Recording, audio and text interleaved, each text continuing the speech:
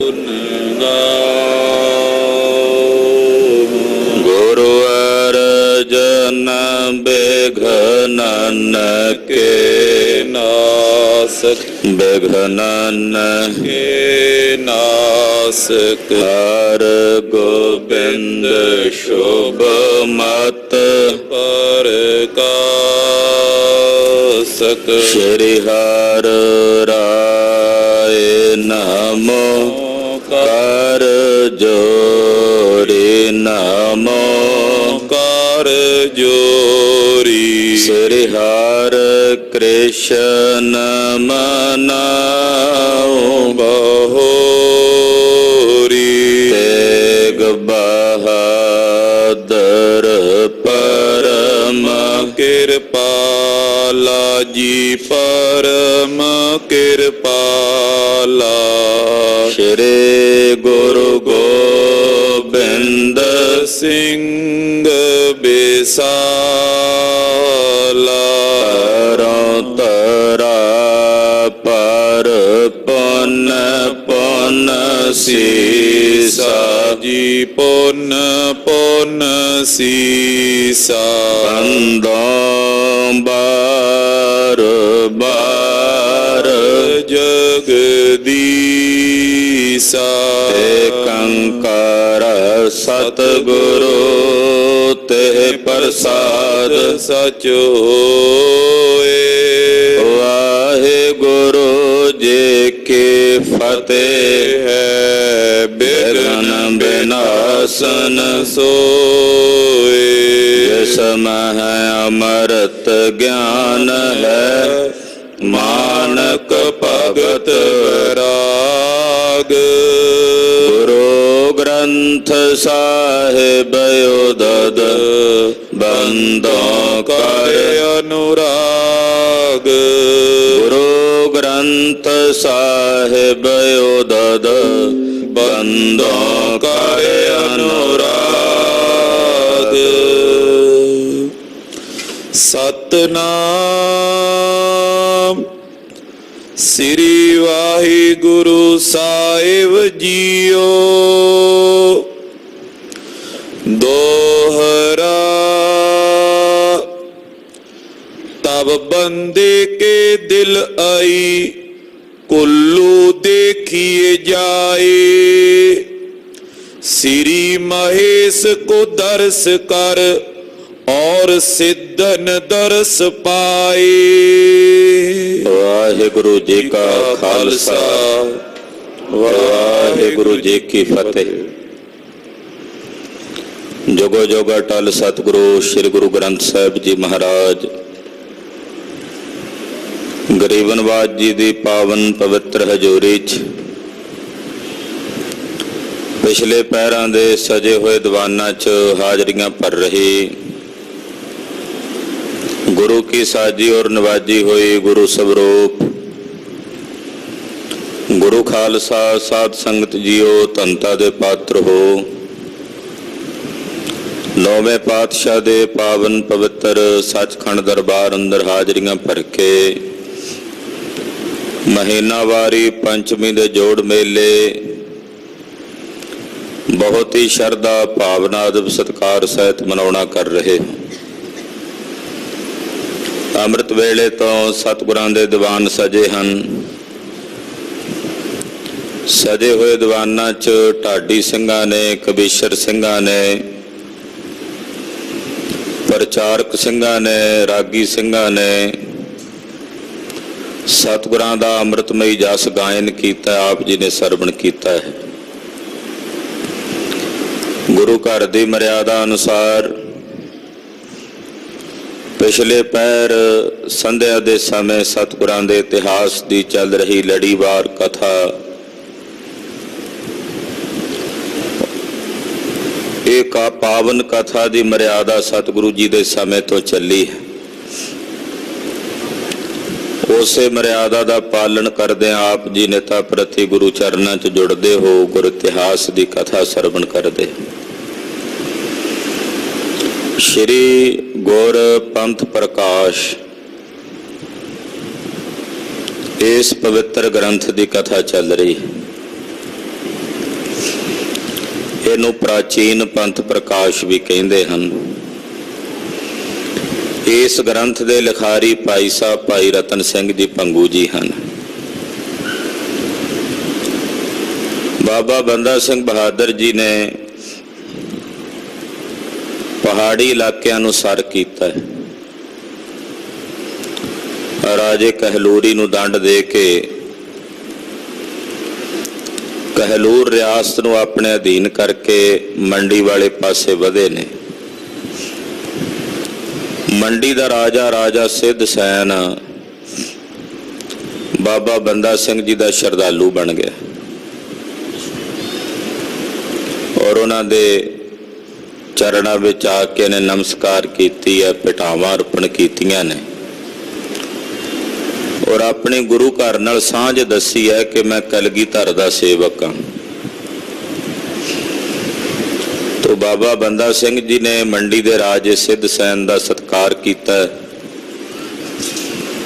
ਕਿ ਕਲਗੀਧਰ ਜੀ ਦਾ ਸੇਵਕ ਹੈ। ਤੋ ਮੰਡੀ ਦੇ ਨੇੜੇ ਤੇੜੇ ਜਿਹੜੇ ਛੋਟੇ ਰਾਜੇ ਨੇ ਰਿਆਸਤਾਂ ਦੇ, ਉਹਨਾਂ ਨੂੰ ਵੀ ਬਾਬਾ ਜੀ ਨੇ ਆਪਣੇ ਅਧੀਨ ਕਰ ਲਿਆ।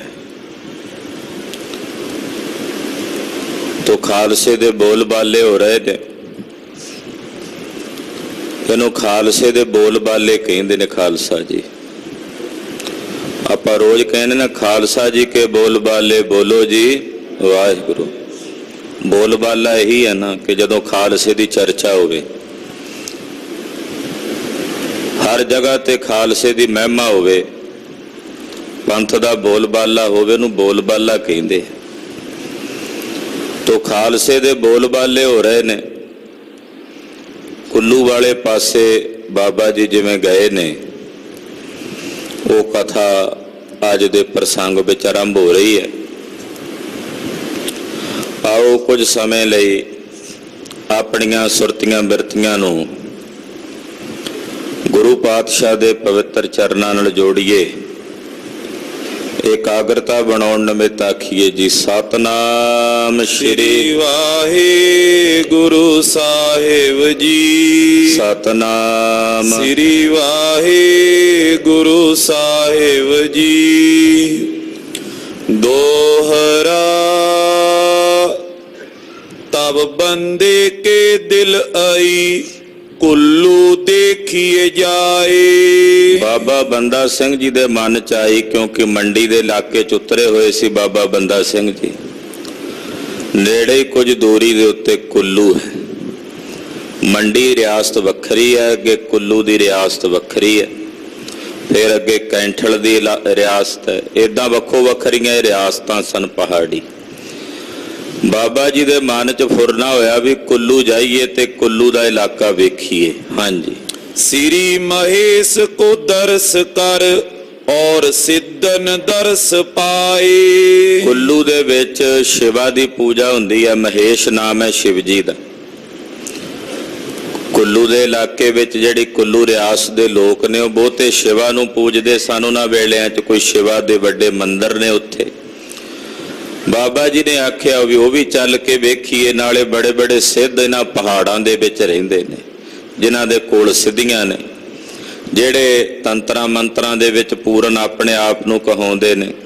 ਸੋਚਿਆ ਵੀ ਉਹਨਾਂ ਨੂੰ ਵੀ ਚੱਲ ਕੇ ਵੇਖਣਾ ਚਾਹੀਦਾ, ਉਹਨਾਂ ਸਿੱਧਾਂ ਨੂੰ ਵੀ ਜਾ ਕੇ ਮਿਲਣਾ ਚਾਹੀਦਾ ਹੈ। ਚੌਪਈ ਤਬ ਬੰਦੇ ਦੇ ਸੋਈ ਕਈ। ਬਾਬਾ ਜੀ ਦੇ ਮਨ ਦੇ ਵਿੱਚ ਜਦੋਂ ਫੁਰਨਾ ਆਇਆ, ਜੋ ਬੰਦੇ ਦਿਲ ਰਾਤੇ ਠਈ। ਰਾਤ ਦੇ ਸਮੇਂ ਜੋ ਮਨ ਚ ਫੁਰਨਾ ਆਇਆ ਵੀ ਕੁੱਲੂ ਵੇਖੀਏ, ਜਿਵੇਂ ਰਾਤ ਨੂੰ ਆਸਣ ਤੇ ਪਏ ਸੀ, ਮਨ ਚ ਸੋਚਿਆ ਵੀ ਕੁੱਲੂ ਚੱਲ ਕੇ ਵੇਖੀਏ, ਕੁੱਲੂ ਦਾ ਇਲਾਕਾ ਘੁੰਮ ਕੇ ਆਈਏ।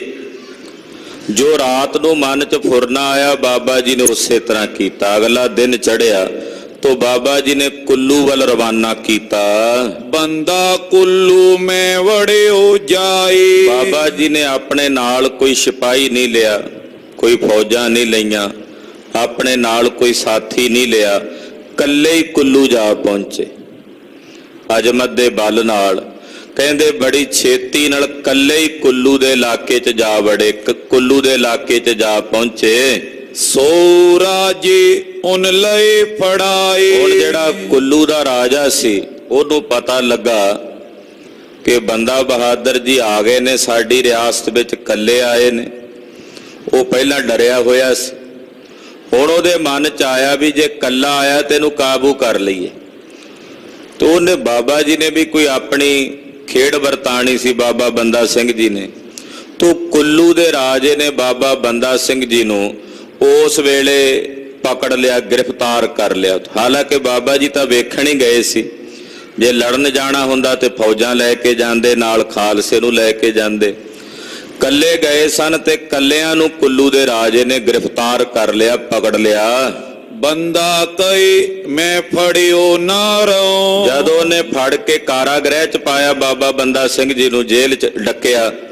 ਬਾਬਾ ਜੀ ਕਹਿਣ ਲੱਗੇ ਰਾਜੇ ਨੂੰ, ਕੁੱਲੂ ਦੇ ਨੂੰ, ਰਾਜਾ ਮੈਂ ਤੇਰੇ ਕੋਲ ਬਹੁਤਾ ਸਮਾਂ ਫੜਿਆ ਨਹੀਂ ਰਹਿਣਾ ਇੱਥੇ, ਇਹ ਤਾਂ ਮੇਰੀ ਆਪਣੀ ਖੇਡ ਹੈ, ਤੂੰ ਮੈਨੂੰ ਬਹੁਤਾ ਸਮਾਂ ਫੜ ਕੇ ਨਹੀਂ ਰੱਖ ਸਕੇਗਾ। ਕੈਸੀ ਕਰ ਤੁਮ ਭਾਵੇਂ ਰਾਹੋ। ਤੂੰ ਜਿਵੇਂ ਮਰਜ਼ੀ ਆਪਣਾ ਜ਼ੋਰ ਲਾ ਲੈ, ਆਪਣਾ ਤਾਣ ਲਾ ਲੈ, ਆਪਣਾ ਬਲ ਲਾ ਕੇ ਮੈਨੂੰ ਫੜਨ ਦਾ ਯਤਨ ਕਰ ਲੈ, ਮੈਂ ਇੱਥੋਂ ਚਲਾ ਜਾਵਾਂਗਾ। ਬੰਦਾ ਮੁੱਠੀ ਪਰਾਂ ਕੀ ਪਾਈ। ਕਹਿੰਦੇ ਰਾਜਾ ਇਹ ਜਿਹੜਾ ਬੰਦਾ ਤੇਰੇ ਸਾਹਮਣੇ ਬੈਠਾ ਹੈ ਪਰਾਂ ਦੀ ਮੁੱਠੀ ਹੈ। ਖੰਭ ਹੁੰਦੇ ਨਾ ਪਰ, ਇਹ ਪਰਾਂ ਦੀ ਮੁੱਠੀ ਆ। ਪਰਾਂ ਦਾ ਉੱਡਣਾ ਕਿਹੜਾ ਔਖਾ ਹੁੰਦਾ, ਪਰਾਂ ਨੇ ਤਾਂ ਉੱਡਣਾ ਹੀ ਹੁੰਦਾ। ਕਹਿੰਦੇ ਮੈਂ ਇੱਥੋਂ ਉੱਡੀ ਜਾਣਾ ਤੇਰੀ ਜੇਲ੍ਹ ਚੋਂ। ਬੰਦਾ ਪਰਾਂ ਦੀ ਮੁੱਠੀ ਹੈ, ਏਦਾਂ ਕਿਹਾ। ਜਬ ਚਾਹੇ ਤਬ ਹੀ ਉੱਡ ਜਾਈ। ਜਦੋਂ ਮੈਂ ਚਾਹਾਂਗਾ ਇੱਥੋਂ ਉੱਡ ਕੇ ਚਲਾ ਜਾਵਾਂਗਾ, ਜਦੋਂ ਮੇਰੀ ਇੱਛਾ ਹੋਵੇਗੀ ਮੈਂ ਇੱਥੋਂ ਉੱਡ ਕੇ ਚਲਾ ਜਾਵਾਂਗਾ। ਜਿਮ ਜਿਮ ਬੰਦਾ ਮੁਖੋਂ ਪੁਕਾਰੇ। ਬਾਬਾ ਬੰਦਾ ਸਿੰਘ ਜੀ ਜਿਵੇਂ ਜਿਵੇਂ ਮੂੰਹੋਂ ਕਹਿੰਦੇ ਆ ਨਾ ਵੀ ਮੈਂ ਇੱਥੋਂ ਚਲੇ ਜਾਣਾ, ਤੂੰ ਮੈਨੂੰ ਫੜ ਨਹੀਂ ਸਕੇਗਾ, ਕਿੰਨਾ ਕੁ ਚਿਰ ਇੱਥੇ ਫੜ ਕੇ ਰੱਖੇਗਾ, ਮੈਂ ਪਰਾਂ ਦੀ ਮੁੱਠੀਆਂ ਇੱਥੋਂ ਉੱਡ ਜਾਵਾਂਗਾ। ਜਿਵੇਂ ਜਿਵੇਂ ਬਾਬਾ ਬੰਦਾ ਸਿੰਘ ਜੀ ਆਪਣੇ ਮੁਖੋਂ ਕਹਿੰਦੇ ਹਨ, ਤਿਮ ਤਿਮ ਵੈ ਤਕੜਾਈ ਤਾਰੇ। ਉਵੇਂ ਹੀ ਉਹ ਪਹਿਰਾ ਵਧਾਈ ਜਾਂਦਾ, ਉਹਨੇ ਸਿਪਾਹੀਆਂ ਦੀ ਗਿਣਤੀ ਵਧਾਈ ਜਾਂਦਾ, ਓਨੀ ਸਖਤੀ ਕਰੀ ਜਾਂਦਾ, ਉੱਥੇ ਆਉਣ ਜਾਣ ਤੋਂ ਲੋਕਾਂ ਨੂੰ ਰੋਕਦਾ। ਪ੍ਰਥਮ ਕਰਾਇਓ ਨਜ਼ਰੇ ਬੰਦ। ਪਹਿਲਾਂ ਤਾਂ ਉਹਨੇ ਬਾਬਾ ਜੀ ਨੂੰ ਕੇਵਲ ਇੱਕ ਕਾਰਾਗ੍ਰਹਿ ਚ, ਕੋਠੜੀ ਸੀ ਜੇਲ੍ਹ, ਉਹਦੇ ਵਿੱਚ ਨਜ਼ਰਬੰਦੀ ਕੀਤਾ ਸੀ। ਆਪਨ ਜ਼ੁਬਾਨੀ ਪਰਿਓ ਸੁਫੰਦ। ਪਰ ਬਾਬਾ ਜੀ ਨੇ ਜਦੋਂ ਆਪਣੇ ਮੂੰਹ ਕਿਹਾ ਨਾ ਵੀ ਮੈਂ ਤਾਂ ਉੱਡ ਜਾਣਾ ਇੱਥੋਂ, ਉਹ ਗੱਲ ਬਾਬਾ ਜੀ ਵਾਸਤੇ ਹੋਰ ਬੰਧਨ ਦਾ ਕਾਰਨ ਬਣ ਗਈ। ਕਿਵੇਂ ਦੱਸਦੇ ਹਨ, ਲੋ ਪਿੰਜਰੋ ਤਿਨੇ ਕਢਾਇਓ। ਕੁੱਲੂ ਦੇ ਰਾਜੇ ਨੇ ਆਖਿਆ ਵੀ ਮੈਂ ਲੋਹੇ ਦੇ ਪਿੰਜਰੇ 'ਚ ਇਹਨੂੰ ਬੰਦ ਕਰ ਦਿੰਦਾ, ਕਿਉਂਕਿ ਲੋਹੇ ਦੇ ਪਿੰਜਰੇ ਉੱਤੇ ਕੋਈ ਮੰਤਰ ਜੰਤਰ ਨਹੀਂ ਚੱਲਦਾ। ਜਿਹੜੀ ਮੈਂ ਜੇਲ੍ਹ ਵਿੱਚ ਕਮਰੇ 'ਚ ਬੰਦ ਕੀਤਾ, ਇੱਥੋਂ ਤਾਂ ਉੱਡ ਸਕਦਾ, ਪਰ ਜਦੋਂ ਲੋਹੇ ਦੇ ਪਿੰਜਰੇ ਵਿੱਚ ਇਹਨੂੰ ਬੰਦ ਕਰਕੇ ਰੱਖਾਂਗਾ ਤੇ ਲੋਹੇ ਦੇ ਉੱਤੇ ਕੋਈ ਤੰਤਰ ਮੰਤਰ ਜਾਂ ਕੋਈ ਟੋਟਕਾ ਜਿਹੜਾ ਹੁੰਦਾ ਉੱਡਣ ਵਾਲਾ, ਉਹ ਚੱਲਣਾ ਨਹੀਂ। ਇਸ ਕਰਕੇ ਉਹਨੇ ਲੋਹੇ ਦਾ ਪਿੰਜਰਾ ਬਣਾਇਆ, ਔਰ ਉਸ ਲੋਹੇ ਦੇ ਪਿੰਜਰੇ ਵਿੱਚ ਕਹੇ ਬੰਦਾ ਮੈਂ ਰਹੇ ਨ ਪਾਇਓ। ਉਹਦੇ ਵਿੱਚ ਪਾਉਣਾ ਚਾਹਿਆ ਤੇ ਬਾਬਾ ਜੀ ਨੇ ਆਖਿਆ ਰਾਜਾ ਕੁੱਲੂ ਮੈਂ ਤੇਰੇ ਇਸ ਪਿੰਜਰੇ ਵਿੱਚ ਵੀ ਨਹੀਂ ਰਹਿਣਾ, ਤੂੰ ਪਿੰਜਰੇ 'ਚ ਪਾਉਣ ਲੱਗਾ, ਮੈਂ ਤੇਰਾ ਪਿੰਜਰਾ ਵੀ ਨਾਲ ਹੀ ਲੈ ਜਾਣਾ ਉਡਾ ਕੇ। ਆਪ ਤਾਂ ਜਾਵਾਂਗਾ ਹੀ ਉੱਡ ਕੇ, ਔਰ ਤੇਰਾ ਇਹ ਪਿੰਜਰਾ ਵੀ ਨਾਲ ਹੀ ਲੈ ਜਾਵਾਂਗਾ। ਮੈਂ ਪਿੰਜਰੋ ਲੈ ਜਾਉਂ ਉਡਾਇਓ। ਇਸ ਪਿੰਜਰੇ ਸਮੇਤ ਉੱਡ ਕੇ ਚਲਾ ਜਾਵਾਂਗਾ, ਤੇਰਾ ਇਹ ਪਿੰਜਰਾ ਵੀ ਜਾਂਦਾ ਰਹੇਗਾ। ਉਨ ਸੁਨ ਪਿੰਜਰੋ ਕੋਠੇ ਪਾਇਓ। ਪਹਿਲਾਂ ਤਾਂ ਉਹਨੇ ਬਾਹਰ ਆਕਾਸ਼ ਵਿੱਚ ਰੱਖਿਆ ਸੀ ਪਿੰਜਰਾ ਬਾਬਾ ਜੀ ਦਾ, ਮੁੜ ਕੇ ਉਹਨੇ ਆਖਿਆ ਵੀ ਬਾਹਰੋਂ ਹਵਾ 'ਚ ਵਾਕਈ ਨਾ ਉਡਾ ਕੇ ਲੈ ਜਾਏ। ਉਹ ਪਿੰਜਰਾ ਚੁੱਕ ਕੇ ਅੰਦਰ ਕੋਠੇ 'ਚ ਬੰਦ ਕਰਕੇ ਬਾਹਰੋਂ ਕੋਠੇ ਨੂੰ ਤਾਲਾ ਲਾ ਦਿੱਤਾ। ਦੋਹਰਾ ਬੰਦਾ ਫੜਿਓ ਜਬ ਸੁਨੀ ਸਿੱਖਨ ਪਰ ਗਈ ਸੋਚ। ਇਧਰ ਜਦੋਂ ਸਿੰਘਾਂ ਨੂੰ ਪਤਾ ਲੱਗਾ ਕਿ ਬਾਬਾ ਬੰਦਾ ਸਿੰਘ ਜੀ ਇਕੱਲੇ ਗਏ ਨੇ ਕੁੱਲੂ, ਤੇ ਉਹਨਾਂ ਨੂੰ ਕੁੱਲੂ ਦੇ ਰਾਜੇ ਨੇ ਪਕੜ ਲਿਆ। ਇਸ ਗੱਲ ਦਾ ਫਿਕਰ ਤੇ ਇਸ ਗੱਲ ਦੀ ਚਿੰਤਾ ਸਿੰਘਾਂ ਦੇ ਮਨ ਵਿੱਚ ਚੱਲਣ ਲੱਗੀ। ਤੁਰਕਨ ਮਨ ਸ਼ਾਦੀ ਪਈ ਮੁਲਕ ਛੁਡਾਇਓ ਲੋਚ। ਉਧਰ ਤੁਰਕਾਂ ਦੇ ਘਰ 'ਚ ਵਿਆਹ ਵਾਲਾ ਮਾਹੌਲ ਬਣ ਗਿਆ। ਵਿਆਹ ਤਾਂ ਬੜੀ ਵਧੀਆ ਗੱਲ ਹੋਈ ਕਿ ਬੰਦਾ ਬਹਾਦਰ ਗ੍ਰਿਫਤਾਰ ਹੋ ਗਿਆ, ਉਹਨੂੰ ਤਾਂ ਕੈਦ 'ਚ ਪਾ ਲਿਆ ਕੁੱਲੂ ਦੇ ਰਾਜੇ ਨੇ। ਉਹਨਾਂ ਦੇ ਘਰਾਂ ਵਿੱਚ ਵਿਆਹ ਵਾਲਾ ਮਾਹੌਲ, ਵਧਾਈਆਂ ਦਿੰਦੇ ਫਿਰਨ ਤੁਰਕ ਆਪਸ ਵਿੱਚ, ਕਹਿੰਦੇ ਆਪਣਾ ਇਲਾਕਾ ਛੁਡਾਈਏ ਹੁਣ ਸਿੱਖਾਂ ਕੋਲੋਂ, ਕਿਉਂਕਿ ਤਕਰੀਬਨ ਪੰਜਾਬ ਦਾ ਜਿੰਨਾ ਇਲਾਕਾ ਸੀ ਸਿੱਖਾਂ ਨੇ ਕਬਜ਼ੇ ਕਰ ਲਿਆ ਸੀ। ਤੁਰਕਾਂ ਨੇ ਆਖਿਆ ਹੁਣ ਆਪਣਾ ਇਲਾਕਾ ਖੋਈਏ ਇਹਨਾਂ ਕੋਲੋਂ, ਕਿਉਂਕਿ ਬੰਦਾ ਤਾਂ ਕੈਦ ਹੋ ਗਿਆ ਜਿਹਨੇ ਇਹਨਾਂ ਦੀ ਮਦਦ ਕਰਨੀ ਸੀ।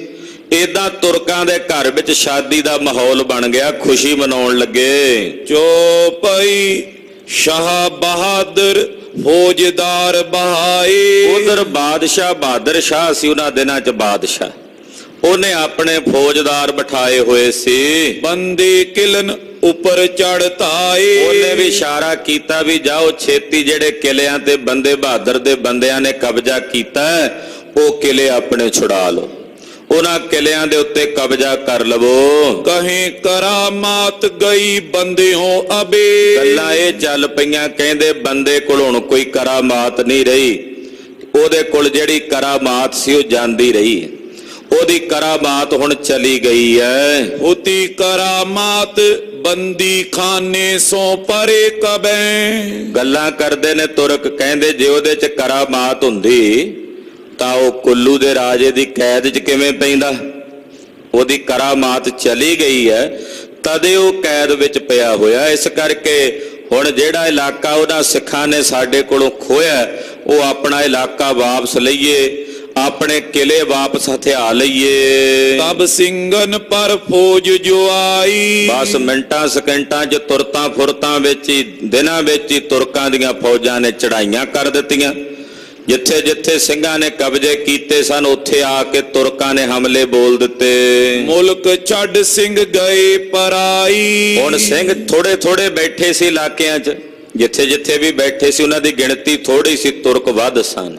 ਅਖੀਰ ਸਿੰਘਾਂ ਨੂੰ ਜਿਹੜੇ ਇਲਾਕੇ ਸਨ ਉਹ ਛੱਡ ਕੇ, ਥੋੜੀ ਮੋਤੀ ਮੁੱਠ ਭੇੜ ਹੋਈ ਤੁਰਕਾਂ ਨਾਲ ਤੇ ਛੱਡ ਕੇ ਜਾਣਾ ਪਿਆ, ਕਿਉਂਕਿ ਸਿੰਘ ਖਿੰਡੇ ਹੋਏ ਸੀ, ਇੱਕ ਜਗ੍ਹਾ ਤੇ ਇਕਜੁੱਟ ਨਹੀਂ ਸੀ। ਜਿਵੇਂ ਕੁਝ ਸਰਹੰਦ ਬੈਠੇ ਸਨ, ਕੁਝ ਸਮਾਣੇ ਬੈਠੇ ਸੀ, ਕੁਝ ਸਡੋਰੇ ਬੈਠੇ ਸੀ, ਏਦਾਂ ਵੰਡੇ ਹੋਏ ਸੀ।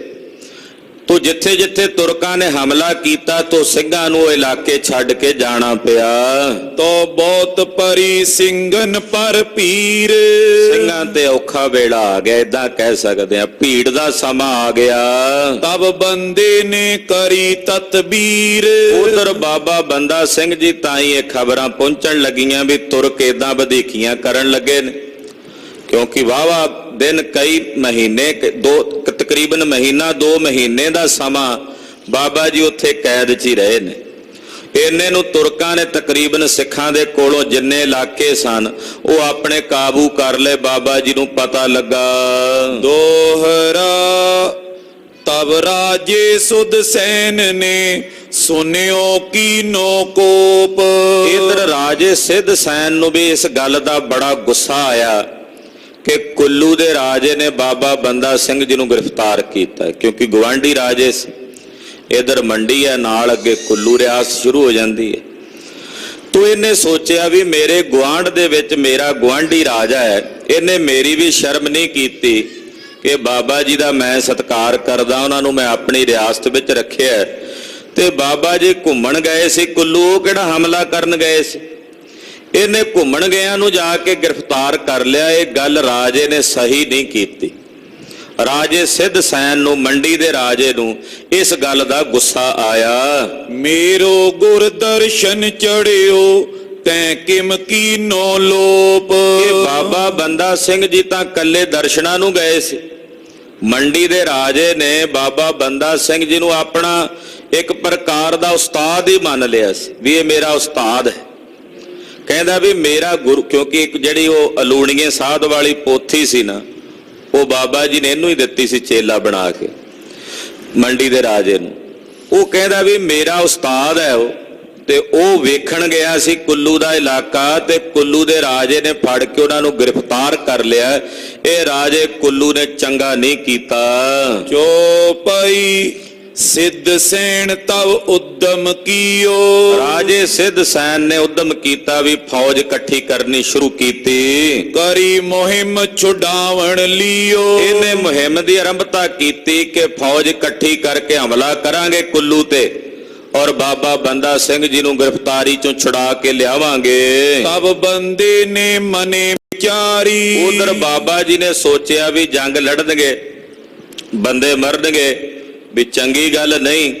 ਤੋ ਬਾਬਾ ਜੀ ਨੇ ਉਸ ਵੇਲੇ ਮਨ 'ਚ ਵਿਚਾਰ ਕੀਤੀ, ਇਨੈ ਛੁਡਾਏ ਪਤ ਨ ਹਮਾਰੀ। ਕਿ ਜੇ ਮੰਡੀ ਦਾ ਰਾਜਾ ਆ ਕੇ ਸਾਨੂੰ ਛੁਡਾ ਕੇ ਲੈ ਗਿਆ ਤੇ ਸਾਡੀ ਇੱਜ਼ਤ ਨਹੀਂ ਰਹਿਣੀ, ਵਕਾਰ ਨਹੀਂ ਰਹਿਣਾ ਲੋਕਾਂ 'ਚ। ਲੋਕਾਂ ਵਿੱਚ ਅੱਗੇ ਹੀ ਚਰਚਾ ਚੱਲ ਪਈ ਆ ਵੀ ਬੰਦੇ 'ਚੋਂ ਕਰਾਮਾਤ ਚਲੀ ਗਈ, ਤਦੇ ਤੇ ਸਿੱਖਾਂ ਤੇ ਹਮਲੇ ਕਰਨ ਲੱਗ ਪਏ ਨੇ ਤੁਰਕ। ਜੇ ਹੁਣ ਮੰਡੀ ਦਾ ਰਾਜਾ ਮੈਨੂੰ ਛੁਡਾ ਕੇ ਲੈ ਕੇ ਗਿਆ ਤੇ ਹੋਰ ਹੀਣ ਭਾਵ ਹੋਵੇਗਾ, ਲੋਕਾਂ 'ਚ ਹੋਰ ਜਿਹੜਾ ਗਲਤ ਸੁਨੇਹਾ ਜਾਵੇਗਾ। ਹਮਰੀ ਸਿੱਧੀ ਫਿਰ ਕਬ ਰਹੀ। ਫਿਰ ਲੋਕਾਂ ਵਿੱਚ ਕਿਵੇਂ ਪਤਾ ਲੱਗੂ ਕਿ ਬੰਦੇ ਬਹਾਦਰ ਵਿੱਚ ਸਿੱਧੀ ਹੈ? ਕਿਵੇਂ ਪਤਾ ਲੱਗੇਗਾ ਵੀ ਬੰਦੇ 'ਚ ਅਜ਼ਮਤ ਹੈ, ਉਹਦੀ ਅਜ਼ਮਤ ਨਹੀਂ ਗਈ। ਕਤ ਉਸਤਤ ਹਮ ਗੁਰ ਕੀ ਕਈ। ਔਰ ਫਿਰ ਸਾਡੇ ਗੁਰੂ ਪਾਤਸ਼ਾਹ ਜੀ ਦੀ ਜਿਹੜੀ ਉਸਤਤ ਹੈ ਉਹ ਕਿਵੇਂ ਹੋਵੇਗੀ ਵੀ ਗੁਰੂ ਦਾ ਬੰਦਾ ਅਜ਼ਮਤੀ ਹੈ? ਕਿਉਂਕਿ ਮੇਰੇ ਨਾਂ ਨਾਲ ਗੁਰੂ ਸਾਹਿਬ ਦਾ ਨਾਂ ਜੁੜਿਆ, ਵੀ ਗੁਰੂ ਦਾ ਬੰਦਾ ਕਹਿੰਦੇ ਆ ਸਾਰੇ। ਤੇ ਗੁਰੂ ਸਾਹਿਬ ਜੀ ਦੀ ਉਸਤਤ ਫਿਰ ਕਿਹਨੇ ਕਰਨੀ ਹੈ? ਫਿਰ ਤਾਂ ਮੰਡੀ ਦੇ ਰਾਜੇ ਦੀ ਉਪਮਾ ਹੋਵੇਗੀ ਵੀ ਉਹ ਛੁਡਾ ਕੇ ਲੈ ਗਿਆ ਬੰਦੇ ਬਹਾਦਰ ਨੂੰ, ਉਹਨੇ ਛੁਡਾਇਆ। ਤੇ ਮੈਂ ਤਾਂ ਆਪਣੇ ਗੁਰੂ ਦੀ ਉਪਮਾ ਪ੍ਰਗਟ ਕਰਨੀ ਹੈ, ਉਹਦੇ ਲਈ ਮੈਨੂੰ ਖੁਦ ਇੱਥੋਂ ਜਾਣਾ ਪਵੇਗਾ। ਹਮ ਅਬ ਆਪਣੇ ਪੋਰਖ ਛੁਟੇ। ਬਾਬਾ ਜੀ ਨੇ ਵਿਚਾਰ ਕੀਤੀ ਮਨ ਹੀ ਮਨ ਕਿ ਹੁਣ ਇਸ ਕੁੱਲੂ ਦੇ ਰਾਜੇ ਦੇ ਇਸ ਕਿਲੇ ਚੋਂ, ਇਹਦੀ ਗ੍ਰਿਫਤ ਵਿੱਚੋਂ ਮੈਂ ਆਪਣੇ ਬਲ ਨਾਲ ਛੁੱਟ ਕੇ ਜਾਵਾਂਗਾ, ਆਪਣੇ ਤਾਣ ਨਾਲ ਜਾਵਾਂਗਾ। ਫਿਰ ਇਨਕੋ ਨਿਜ ਹੱਥ ਨ ਕੁਟੇ।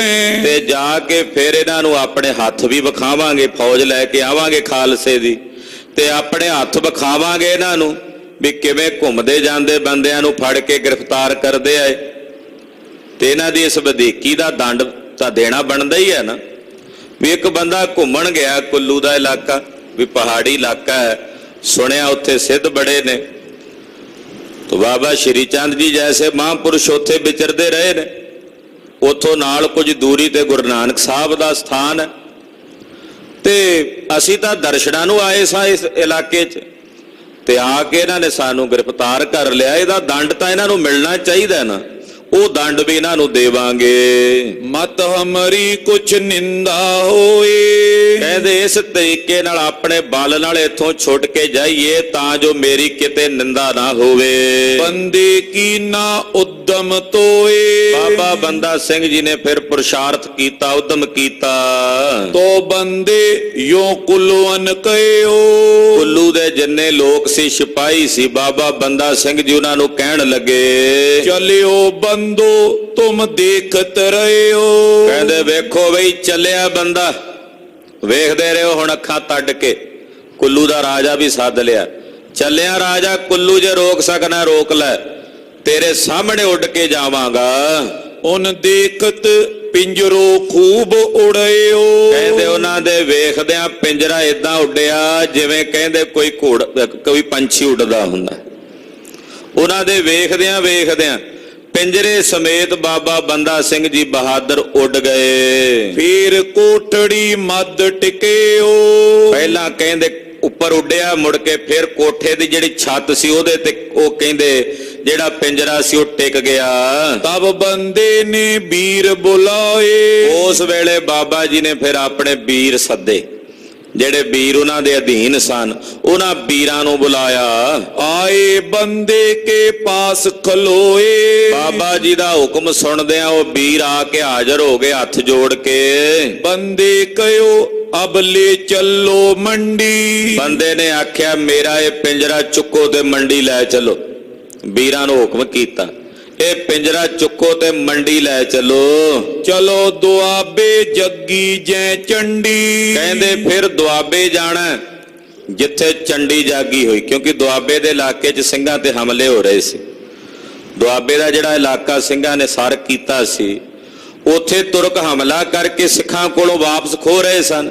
ਕਹਿੰਦੇ ਜਿੱਥੇ ਚੰਡੀ ਜਾਗੀ ਹੋਈ ਆ ਨਾ, ਯਾਨੀ ਕਿ ਲੜਾਈ ਚੱਲ ਰਹੀ ਆ ਦੁਆਬੇ 'ਚ, ਫਿਰ ਉੱਥੇ ਚੱਲਣਾ।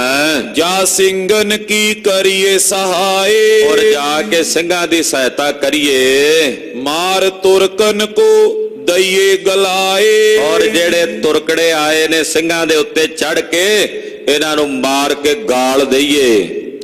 ਦੋਹਰਾ ਬੰਦੇ ਆਖਿਓ ਵੀਰ ਉਨ ਪਿੰਜਰੋ ਲਿਓ ਉਠਾਏ। ਜਦੋਂ ਬਾਬਾ ਜੀ ਨੇ ਹੁਕਮ ਕੀਤਾ, ਵੀਰਾਂ ਨੇ ਉਸੇ ਵੇਲੇ ਬਾਬਾ ਜੀ ਦਾ ਪਿੰਜਰਾ ਚੱਕ ਲਿਆ। ਹਵਾ ਦੇ ਉਹ ਬਾਬਾ ਜੀ ਨੂੰ ਨਜ਼ਰੀ ਆਉਂਦੇ ਐ, ਹੋਰ ਨਹੀਂ ਕਿਸੇ ਨੂੰ ਦਿਸਦੇ। ਉਹਨਾਂ ਵੀਰਾਂ ਨੇ ਪਿੰਜਰਾ ਚੁੱਕਿਆ। ਲੈ ਸੋ ਉਤਾਰਿਓ ਹੱਦ ਮੰਡੀ ਸਿੱਧ ਸੈਣ ਕੀ ਜਾਏ। ਜਿੱਥੇ ਰਾਜੇ ਮੰਡੀ ਦੇ ਰਾਜ ਦੀ ਹੱਦ ਸ਼ੁਰੂ ਹੁੰਦੀ ਸੀ, ਉੱਥੇ ਲਿਆ ਕੇ ਉਹਨਾਂ ਨੇ ਪਿੰਜਰਾ ਟਿਕਾ ਦਿੱਤਾ। ਉੱਥੇ ਰਾਜਾ ਸਿੱਧ ਸੈਨ ਨੂੰ ਖਬਰ ਹੋ ਚੁੱਕੀ ਸੀ, ਉਹ ਪਹਿਲਾਂ ਹੀ ਉੱਥੇ ਪਹੁੰਚ ਗਿਆ। ਚੋਪਈ ਤੋ ਵੀਰਨ ਨੇ ਸੋਈ ਕਰੀ। ਜਿਵੇਂ ਬਾਬਾ ਜੀ ਨੇ ਕਿਹਾ ਸੀ, ਵੀਰਾਂ ਨੇ ਉਸੇ ਤਰ੍ਹਾਂ ਕੀਤਾ। ਉੱਡਿਓ ਪਿੰਜਰੋ ਤਿਸਈ ਕਰੀ। ਉਸੇ ਘੜੀ ਕਹਿੰਦੇ ਪਿੰਜਰਾ ਉੱਡਿਆ। ਰਾਜੇ ਕੋ ਮੁਖ ਹੋ ਗਿਓ ਫੂਕ। ਉਧਰ ਜਿਹੜਾ ਕੁੱਲੂ ਦਾ ਰਾਜਾ ਸੀ, ਉਹਦੇ ਮੂੰਹ ਦੀ ਜਿਵੇਂ ਫੂਕ ਨਿਕਲ ਜਾਂਦੀ ਹੈ ਨਾ, ਕਹਿੰਦੇ ਇੱਕਦਮ ਹਵਾ ਹੀ ਨਿਕਲ ਗਈ ਮੂੰਹ ਵਿੱਚੋਂ ਉਹਦੇ। ਵੇਖਦਾ ਹੀ ਰਹਿ ਗਿਆ ਵੀ ਆਹ ਕੀ ਹੋ ਗਿਆ, ਪਿੰਜਰੇ ਵੀ ਉੱਡਦੇ ਹੁੰਦੇ ਆ ਕਦੇ। ਹੈਰਾਨ ਹੋ ਗਿਆ ਵੇਖ ਕੇ। ਪਿੰਜਰੋ ਚੜਿਓ ਅਸਮਾਨ ਸੁਕੂਕ। ਵੇਖਿਆ ਵੀ ਪਿੰਜਰਾ ਦਾ ਅਸਮਾਨ ਚ ਉੱਡਦਾ ਫਿਰਦਾ, ਉਹ ਤਾਂ ਅਸਮਾਨ ਦੇ ਵਿੱਚ ਉੱਡਦਾ ਉੱਡਦਾ ਇਹਦੀਆਂ ਅੱਖਾਂ ਦੇ ਸਾਹਮਣੇ ਗਿਆ। ਤਬ ਰਾਜਾ ਨਠ ਅੰਦਰ ਵੜਾ। ਰਾਜਾ ਭੱਜ ਕੇ ਆਪਣੇ ਕਿਲੇ ਦੇ ਅੰਦਰ ਵੜ ਗਿਆ ਵੀ ਕਿਤੇ ਮੇਰਾ ਨਾ ਕੋਈ ਨੁਕਸਾਨ ਹੋ ਜਾਏ। ਇਹ ਭੱਜ ਕੇ ਜਿਹੜਾ ਰਾਜਾ ਸੀ ਕੁੱਲੂ ਦਾ ਅੰਦਰ ਜਾ ਵੜਿਆ। ਜਾਣੇ ਪਰਬਤ ਅਸਮਾਨੇ ਚੜਾ। ਇਹਨੇ ਏਦਾਂ ਸਮਝਿਆ ਵੀ ਮਾਨੋ ਜਿਵੇਂ ਪਹਾੜ ਹੀ ਉੱਡ ਕੇ ਅਸਮਾਨ ਨੂੰ ਚੜ ਗਿਆ। ਏਦਾਂ ਉਹ ਪਿੰਜਰਾ ਉੱਪਰ ਨੂੰ ਉੱਡਿਆ, ਮਾਨੋ ਜਿਵੇਂ ਕੋਈ ਪਹਾੜ ਹੀ ਅਸਮਾਨ ਨੂੰ ਜਾ ਚੜਿਆ। ਕੋਠੜੀ ਕੀ ਇੱਟ ਇੱਟ ਉੱਡ ਗਈ। ਜਿਹੜੀ ਕੋਠੜੀ ਵਿੱਚ ਉਹ ਪਿੰਜਰਾ ਅੰਦਰ ਬੰਦ ਸੀ ਨਾ, ਕਹਿੰਦੇ ਉਹ ਏਦਾਂ ਖਿੰਡਿਆ ਜਿਵੇਂ ਉਹਦੇ ਚ ਬਰੂਦ ਦਾ ਕੁੱਪਾ ਰੱਖ ਕੇ ਉਡਾਇਆ ਹੋਵੇ ਨਾ। ਇੱਟ ਇੱਟ ਖਿੰਡ ਕੇ ਦੂਰ ਦੂਰ ਤੱਕ ਚਲੀ ਗਈ।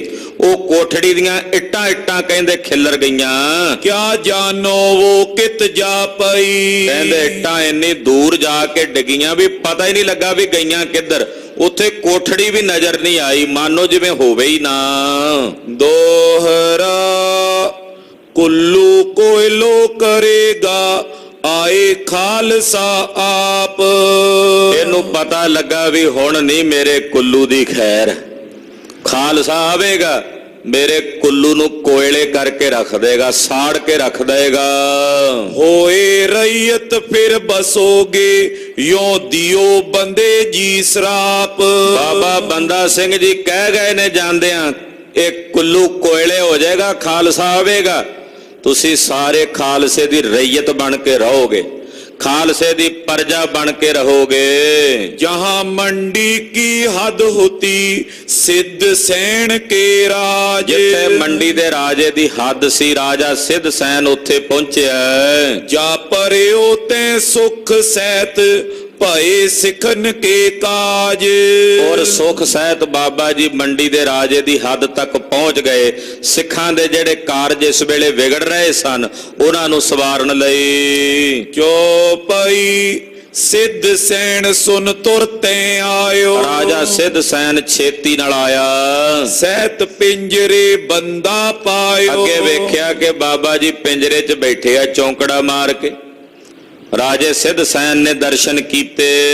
ਕੁਲਫ ਪਿੰਜਰੇ ਦਏ ਤੁੜਾਈ। ਉਸੇ ਵੇਲੇ ਉਹਨੇ ਜਿਹੜੇ ਜੰਦਰੇ ਲੱਗੇ ਸੀ ਨਾ ਪਿੰਜਰੇ ਨੂੰ, ਰਾਜੇ ਸਿੱਧ ਸੈਨ ਨੇ ਤੜਵਾ ਦਿੱਤੇ। ਫੂਲਨ ਕੀ ਬਰਖਾ ਕਰਵਾਈ। ਬਾਬਾ ਜੀ ਨੂੰ ਪਿੰਜਰੇ ਚੋਂ ਬਾਹਰ ਕੱਢ ਕੇ ਫੁੱਲਾਂ ਦੀ ਵਰਖਾ ਕੀਤੀ, ਫੁੱਲਾਂ ਦਾ ਮੀਂਹ ਵਰਸਾਇਆ ਰਾਜੇ ਸਿੱਧ ਸੈਨ ਨੇ। ਰਾਜੇ ਮਨ ਮੈਂ ਭਈ ਵਧਾਈ। ਰਾਜੇ ਦੇ ਮਨ 'ਚ ਵਧਾਈ ਵੱਜੀ, ਉਹ ਤਾਂ ਤਿਆਰੀ ਕਰੀ ਬੈਠਾ ਸੀ ਹਮਲਾ ਕਰਨ ਦੀ। ਵੇਖਿਆ ਵੀ ਮੈਨੂੰ ਲੜਾਈ ਨਹੀਂ ਕਰਨੀ ਪਈ ਤੇ ਮੇਰਾ ਉਸਤਾਦ ਵੀ ਆ ਪਹੁੰਚਿਆ ਆਪੇ, ਤੇ ਬੜੀ ਖੁਸ਼ੀ ਹੋਈ ਉਹਦੇ ਮਨ 'ਚ। ਵਧਾਈਆਂ ਦੇਣ ਲੱਗੇ ਰਾਜੇ ਦੇ ਸਿਪਾਹੀ ਉਹਨੂੰ। ਅਵਤਾਰ ਬੰਦਾ ਪਇਓ ਕਹੇ ਲੁਕਾਈ। ਦੁਨੀਆ ਕਹਿਣ ਲੱਗ ਪਈ, ਮੰਡੀ ਦੇ ਜਿੰਨੇ ਸਿਪਾਹੀ ਆਏ ਉਹ ਕਹਿਣ ਲੱਗ ਪਏ ਇਹ ਤਾਂ ਕੋਈ ਅਵਤਾਰ ਹੈ ਬਾਬਾ ਬੰਦਾ ਸਿੰਘ ਨੂੰ। ਕਹਿੰਦੇ ਇਹ ਤਾਂ ਕੋਈ ਅਵਤਾਰੀ ਪੁਰਸ਼ ਹੈ। ਬੰਦੇ ਕੋ ਤੈਂ ਡੇਰਾ ਕੀਓ। ਏਦਾਂ ਬਾਬਾ ਜੀ ਨੇ ਕੁਝ ਸਮੇਂ ਲਈ ਉੱਥੇ ਡੇਰਾ ਕੀਤਾ। ਚੜੇ ਚੜਾਵੇ ਸੁਖ ਨਾ ਲਿਓ। ਬੜੇ ਲੋਕ ਆਉਂਦੇ ਚੜਾਵਾ ਲੈ ਕੇ ਆਪਣੀਆਂ ਸੁਖਣਾ ਪੂਰੀਆਂ ਕਰਦੇ ਨੇ। ਗੁਰੂ ਗੁਰੂ ਤਬ ਬੰਦਾ ਕਹਾਇਓ। ਹੁਣ ਕਈਆਂ ਨੇ ਬਾਬਾ ਜੀ ਨੂੰ ਆਪਣੀ ਮਰਜ਼ੀ ਨਾਲ ਗੁਰੂ ਕਹਿਣਾ ਸ਼ੁਰੂ ਕਰ ਦਿੱਤਾ। ਸਿੱਖ ਵਾਸਤੇ ਗੁਰੂ ਨਾਨਕ ਸਾਹਿਬ ਤੋਂ ਲੈ ਕੇ ਗੁਰੂ ਗੋਬਿੰਦ ਸਿੰਘ ਸਾਹਿਬ ਤੱਕ ਤੇ ਵਰਤਮਾਨ ਦੇ ਸਮੇਂ 'ਚ ਜਗਤ ਗੁਰੂ ਸ੍ਰੀ ਗੁਰੂ ਗ੍ਰੰਥ ਸਾਹਿਬ ਨੇ ਔਰ ਗੁਰੂ ਪੰਥ ਹੈ। ਪਰ ਆਮ ਕਰਕੇ ਗੁਰੂ ਸ਼ਬਦ ਸਾਡੇ ਜਿਹੜੇ ਭਾਰਤ ਖੰਡ ਦੇ ਸਮਾਜ ਵਿੱਚ ਜਿਹੜਾ ਕੋਈ ਗੁਰ ਦਿੰਦਾ ਹੈ, ਗੁਣ ਦਿੰਦਾ, ਉਹਦੇ ਵਾਸਤੇ ਵੀ ਕੋਈ ਸੰਗੀਤ ਸਿਖਾਵੇ ਉਹਨੂੰ ਵੀ ਗੁਰੂ ਕਹਿ ਦਿੰਦੇ ਆ। ਕੋਈ ਕਿਸੇ ਨੂੰ ਹੁਨਰ ਸਿਖਾਵੇ, ਜੀ ਇਹ ਮੇਰਾ ਗੁਰੂ ਹੈ, ਇਹਨੇ ਮੈਨੂੰ ਗੁਰ ਦਿੱਤਾ, ਆਪਾਂ ਕਹਿ ਨਹੀਂ ਦਿੰਦੇ ਗੁਰ ਦਿੱਤਾ, ਗੁਣ ਦਿੱਤਾ। ਤੋ ਇਸ ਤਰ੍ਹਾਂ ਇੱਥੋਂ ਦੇ ਲੋਕਾਂ ਨੇ ਆਪਣੀ ਮਰਜ਼ੀ ਨਾਲ ਬਾਬਾ ਜੀ ਨੂੰ ਕਈਆਂ ਨੇ ਗੁਰੂ ਗੁਰੂ ਕਹਿਣਾ ਵੀ ਸ਼ੁਰੂ ਕਰ ਦਿੱਤਾ। ਗੁਰੂ ਕੋਟ ਮਦ ਪਰਬਤ ਬਣਾਇਓ। ਗੁਰੂ ਕੋਟ ਦੇ ਵਿੱਚ ਬਾਬਾ ਜੀ ਨੇ ਆਪਣਾ ਇੱਕ ਕਿਲਾ ਬਣਾਇਆ। ਔਰ ਸਿੱਧਨ ਕੀ ਪੂਜਾ ਮਿੱਟੀ। ਔਰ ਜਿੰਨੇ ਹੋਰ ਉੱਥੇ ਸਿੱਧ ਪੁਰਸ਼ ਕਹਾਉਂਦੇ ਸੀ ਉਹਨਾਂ ਦੀ ਜਿਹੜੀ ਪੂਜਾ ਸੀ ਉਹ ਖਤਮ ਹੋ ਗਈ। ਹਰ ਜਗ੍ਹਾ ਤੇ ਬਾਬਾ ਜੀ ਦੀ ਪੂਜਾ ਹੁੰਦੀ, ਬਾਬਾ ਬੰਦਾ ਸਿੰਘ ਜੀ ਦੀ, ਉਹਨਾਂ ਦੀ ਮਾਨਤਾ ਹੁੰਦੀ ਹੈ। ਸਭ ਲੁਕਾਈ ਢਿਗ ਬੰਦੇ ਜੁੱਟੀ। ਜਿੰਨੀ ਲੁਕਾਈ ਸੀ ਪਹਾੜਾਂ ਦੀ ਉਹ ਸਾਰੀ ਲੁਕਾਈ ਬਾਬਾ ਬੰਦਾ ਸਿੰਘ ਦੇ ਚਰਨਾਂ ਤੇ ਆ ਚੁੱਕੀ ਹੈ। ਕਿਤੇ ਬੰਦਾ ਤੁਰ ਏਕਲ ਜਾਵੇ। ਬਾਬਾ ਜੀ ਇਕੱਲੇ ਹੀ ਕਈ ਵਾਰ ਕਿਤੇ ਕਿਤੇ ਦੂਰ ਦੂਰ ਜਾ ਪਹੁੰਚਦੇ ਨੇ। ਚਾਹੇ ਉਹਾਂ ਤੇ ਫੌਜ ਬਣਾਵੇ। ਤੇ ਜਿੱਥੇ ਜਾਂਦੇ ਨੇ ਉੱਥੇ ਨਵੀਂ ਫੌਜ ਤਿਆਰ ਕਰ ਲੈਂਦੇ। ਜਿੱਥੇ ਜਾਂਦੇ ਆ ਫੌਜਾਂ ਬਣਾ ਲੈਂਦੇ, ਤਿਆਰ ਕਰ ਲੈਂਦੇ ਆ। ਹਾਂਜੀ, ਕੱਢ ਮੋਰ ਤੁਰਤ ਖੀਸਿਓ ਦੇਵੇ। ਕਿਵੇਂ ਬਣਾਉਂਦੇ ਨੇ? ਖੀਸੇ 'ਚ ਹੱਥ ਪਾਉਂਦੇ, ਮੋਹਰ ਕੱਢ ਕੇ ਦਿੰਦੇ, ਸਿਪਾਹੀ ਬਣਾ, ਆ ਜਾ ਵੀ ਭਰਤੀ ਹੋ ਜਾ ਮੇਰੇ ਕੋਲ। ਅਸ਼ਰਫੀ ਦਿੰਦੇ ਆ ਉਹਨੂੰ ਤੇ ਆਪਣੇ ਕੋਲ ਭਰਤੀ ਕਰ ਲੈਂਦੇ। ਜਿੱਥੇ ਜਾਂਦੇ ਨੇ ਫੌਜਾਂ ਤਿਆਰ ਹੋ ਜਾਂਦੀਆਂ ਨੇ। ਕੋਨੇ ਜਾਣੇ ਕਹਾਂ ਤੇ ਲੇਵੇਂ। ਇਹ ਨਹੀਂ ਪਤਾ ਵੀ ਬੰਦਾ ਬਹਾਦਰ ਉਹ ਅਸ਼ਰਫੀਆਂ ਲਿਆਉਂਦਾ ਕਿੱਥੋਂ ਹੈ। ਲੋਕਾਂ ਵਿੱਚ ਇਸ ਗੱਲ ਦਾ ਬਹੁਤ ਜ਼ਿਆਦਾ ਮਨ 'ਚ ਵਿਚਾਰ ਹੁੰਦੀ, ਹੈਰਾਨੀ ਵੀ ਹੁੰਦੀ ਵੀ ਇਹ ਸ਼ਰਫੀਆਂ ਜੇਬ 'ਚੋਂ ਕੱਢੀ ਜਾਂਦਾ ਬੰਦਾ। ਉਹ ਆਉਂਦੀਆਂ ਕਿੱਥੇ ਨੇ? ਕਦੇ ਪੌਦਿਆਂ ਤਾਂ ਵੇਖਿਆ ਨਹੀਂ ਜੇਬ 'ਚ, ਬਸ ਕੱਢੀ ਜਾਂਦੇ ਨੇ ਜੇਬ 'ਚੋਂ। ਹਾਂਜੀ, ਦੋਹਰਾ ਕਿਤੇ ਬਏ ਉਹ ਕਿਤ ਲੁਕੇ। ਕਿਤੇ ਦੇਸ਼ ਉੱਡ ਜਾਏ। ਕਿਤੇ ਵੀ ਮਰਜ਼ੀ ਨਾਲ ਜਾ ਬਹਿੰਦੇ, ਕਿਤੇ ਵੀ ਚਲੇ ਜਾਂਦੇ, ਕਿਤੇ ਵੀ ਜਾ ਕੇ ਕਿਸੇ ਨੂੰ ਵੀ ਦਰਸ਼ਨ ਦੇ ਦਿੰਦੇ ਨੇ। ਏਦਾਂ ਬਾਬਾ ਬੰਦਾ ਸਿੰਘ ਜੀ ਤਕਰੀਬਨ ਬਹੁਤ ਸਾਰੇ ਇਲਾਕਿਆਂ ਦੇ ਵਿੱਚ ਵਿਚਰਦੇ ਹਨ। ਜਹ ਚਾਏ ਪ੍ਰਗਟੇ ਤਹਾਂ ਰਹੇ ਕੁੰਡੇ ਜੰਦੇ ਅੜਵਾਏ। ਜਿੱਥੇ ਜਾਣ ਉੱਥੇ ਜਾ ਕੇ ਪ੍ਰਗਟ ਹੋ ਜਾਂਦੇ ਨੇ। ਭਾਵੇਂ ਬਾਹਰੋਂ ਤਾਲਾ ਲੱਗਾ ਹੋਵੇ ਨਾ ਕਿਲੇ ਨੂੰ, ਜੇ ਅੰਦਰ ਜਾਣਾ ਤੇ ਕਿਲੇ ਦੇ ਵਿੱਚ ਜਾ ਪਹੁੰਚਦੇ ਨੇ। ਜਿਹੜੀਆਂ ਸਿੱਖਾਂ ਦੀਆਂ ਰਿਆਸਤਾਂ ਜਿੱਥੇ ਸਿੱਖ ਕਾਬਜ ਸਨ ਉੱਥੇ ਵੀ ਬੰਦਾ ਸਿੰਘ ਜੀ ਜਾ ਪਹੁੰਚਦੇ ਨੇ, ਭਾਵੇਂ ਦਰਵਾਜ਼ੇ ਬੰਦ ਹੋਣ। ਬੰਦੇ ਨੀਹਲ ਆਏ ਕੈ ਮੁੜ ਚੜਿਓ ਸਾਰ ਸਭ ਕਾਮ। ਬਾਬਾ ਜੀ ਫਿਰ ਥੱਲੇ ਉਤਰਾਈ ਨੂੰ ਆਏ। ਦੁਆਬੇ ਦੇ ਇਲਾਕੇ 'ਚ ਜਿਹੜੇ ਤੁਰਕਾਂ ਨੇ ਸਿੱਖਾਂ ਨੂੰ ਤੰਗ ਕੀਤਾ, ਫਿਰ ਕੱਢਿਓ। ਮੁੜ ਕੇ ਫਿਰ ਸਿੱਖਾਂ ਨੂੰ ਉੱਥੇ ਕਾਬਜ ਕੀਤਾ। ਸਾਰੇ ਕਾਰਜ ਸਵਾਰ ਕੇ ਫਿਰ ਪਹਾੜਾਂ ਦੇ ਇਲਾਕਿਆਂ ਵਿੱਚ ਬਾਬਾ ਜੀ ਜਾ ਚੜੇ। ਪਰਬਤ ਪਿਆਰੋ ਉਸ ਲਗੇ ਪਿਖ ਸਿੱਧ ਪੁਰਸ਼ਨ ਕੇ ਧਾਮ। ਬਾਬਾ ਬੰਦਾ ਸਿੰਘ ਜੀ ਨੂੰ ਪਹਾੜੀ ਇਲਾਕਾ ਬੜਾ ਪਸੰਦ ਸੀ, ਇਸ ਕਰਕੇ ਕਿਉਂਕਿ ਉੱਥੇ ਸਿੱਧ ਪੁਰਸ਼ ਵੀ ਰਹਿੰਦੇ ਆ। ਸਿੱਖੀ ਸੇਵਕੀ ਵੀ ਬਾਬਾ ਜੀ ਦੀ ਪਹਾੜੀ ਰਿਆਸਤਾਂ 'ਚ ਬਹੁਤ ਸੀ। ਅਖੀਰ ਵਿੱਚ ਬਾਅਦ ਵਿੱਚ ਬਾਬਾ ਬੰਦਾ ਸਿੰਘ ਜੀ ਦੀ ਜਿਹੜੀ ਗੱਦੀ ਚੱਲਦੀ ਆ ਉਹ ਵੀ ਇੱਧਰ ਕਸ਼ਮੀਰ ਦੇ ਇਲਾਕੇ ਦੇ ਵਿੱਚ ਪਹਾੜੀ ਇਲਾਕੇ ਵਿੱਚ ਹੀ ਚੱਲ ਰਹੀ ਹੈ। ਹੁਣ ਤੱਕ ਵੀ ਉਹਨਾਂ ਦਾ ਡੇਰਾ ਜੀ ਦਾ ਉੱਥੇ ਇੱਕ ਉਸ ਜਗ੍ਹਾ ਤੇ ਇੱਕ ਰੋਹਤਕ ਉਹਨਾਂ ਦੀ ਅੰਸ-ਬੰਸ ਸੋਢੀ ਸਾਹਿਬਜ਼ਾਦੇ ਕਹਾਉਂਦੇ। ਭਾਵੇਂ ਕਿ ਬਾਬਾ ਬੰਦਾ ਸਿੰਘ ਜੀ ਸੋਢੀ ਨਹੀਂ ਸਨ, ਪਰ ਉਹ ਕਲਗੀਧਰ ਦਾ ਪੁੱਤ ਕਹਾਉਂਦੇ ਸੀ ਨਾ ਆਪਣੇ ਆਪ ਨੂੰ, ਇਸ ਕਰਕੇ ਇਹਨਾਂ ਨੂੰ ਵੀ ਅੱਗੇ ਸੋਢੀ ਕਹਿੰਦੇ ਆ। ਤੋ ਇਸ ਪ੍ਰਕਾਰ ਬਾਬਾ ਜੀ ਜ਼ਿਆਦਾ ਪਹਾੜੀ ਇਲਾਕਿਆਂ ਦੇ ਵਿੱਚ ਰਹਿਣਾ ਪਸੰਦ ਕਰਦੇ ਹਨ। ਚੋਪਈ ਤਬ ਬੰਦਾ ਮੁੜ ਚੜਿਓ ਪਹਾੜੀ। ਇਸ ਕਰਕੇ ਬਾਬਾ ਜੀ ਥੱਲੇ ਤਰਾਈ ਦਾ ਜਿੰਨਾ ਕੋੜਾ ਕੰਮ ਕੋਈ ਵਿਗੜਿਆ ਸੀ ਉਹਨੂੰ ਸਵਾਰ ਕੇ ਮੁੜ ਕੇ ਫੇਰ ਪਹਾੜਾਂ ਤੇ ਜਾ ਚੜੇ। ਉੱਤੇ ਉੱਤਰ ਕਣ ਉਸ ਲਗੀ ਪਿਆਰੀ। ਉੱਤਰ ਦੀ ਜਿਹੜੀ ਕਣੀ ਹੈ, ਯਾਨੀ ਕਿ ਪਹਾੜਾਂ ਵਿੱਚ ਵੀ ਜਿਹੜਾ ਉੱਤਰੀ ਪਾਸਾ ਹੈ ਉਹ ਉਹਨਾਂ ਨੂੰ ਚੰਗਾ ਲੱਗਾ। ਡੇਰਾ ਕੀਨਸ ਤਿਸਈ ਜਾਈ। ਉਸੇ ਜਗ੍ਹਾ ਤੇ ਜਾ ਕੇ ਡੇਰਾ ਕੀਤਾ। ਬੈਠੇ ਤਾਂ ਮਨ ਖੁਸ਼ੀ ਜੋ ਆਈ। ਉੱਥੇ ਬਹਿ ਕੇ ਮਨ 'ਚ ਖੁਸ਼ੀ ਆਈ। ਦੋਹਰਾ ਤਬ ਬੰਦੇ ਦਿਲ ਇਉਂ ਆਈ, ਅਬ ਚੰਬੇ ਕਰੀਏ ਸੈਲ।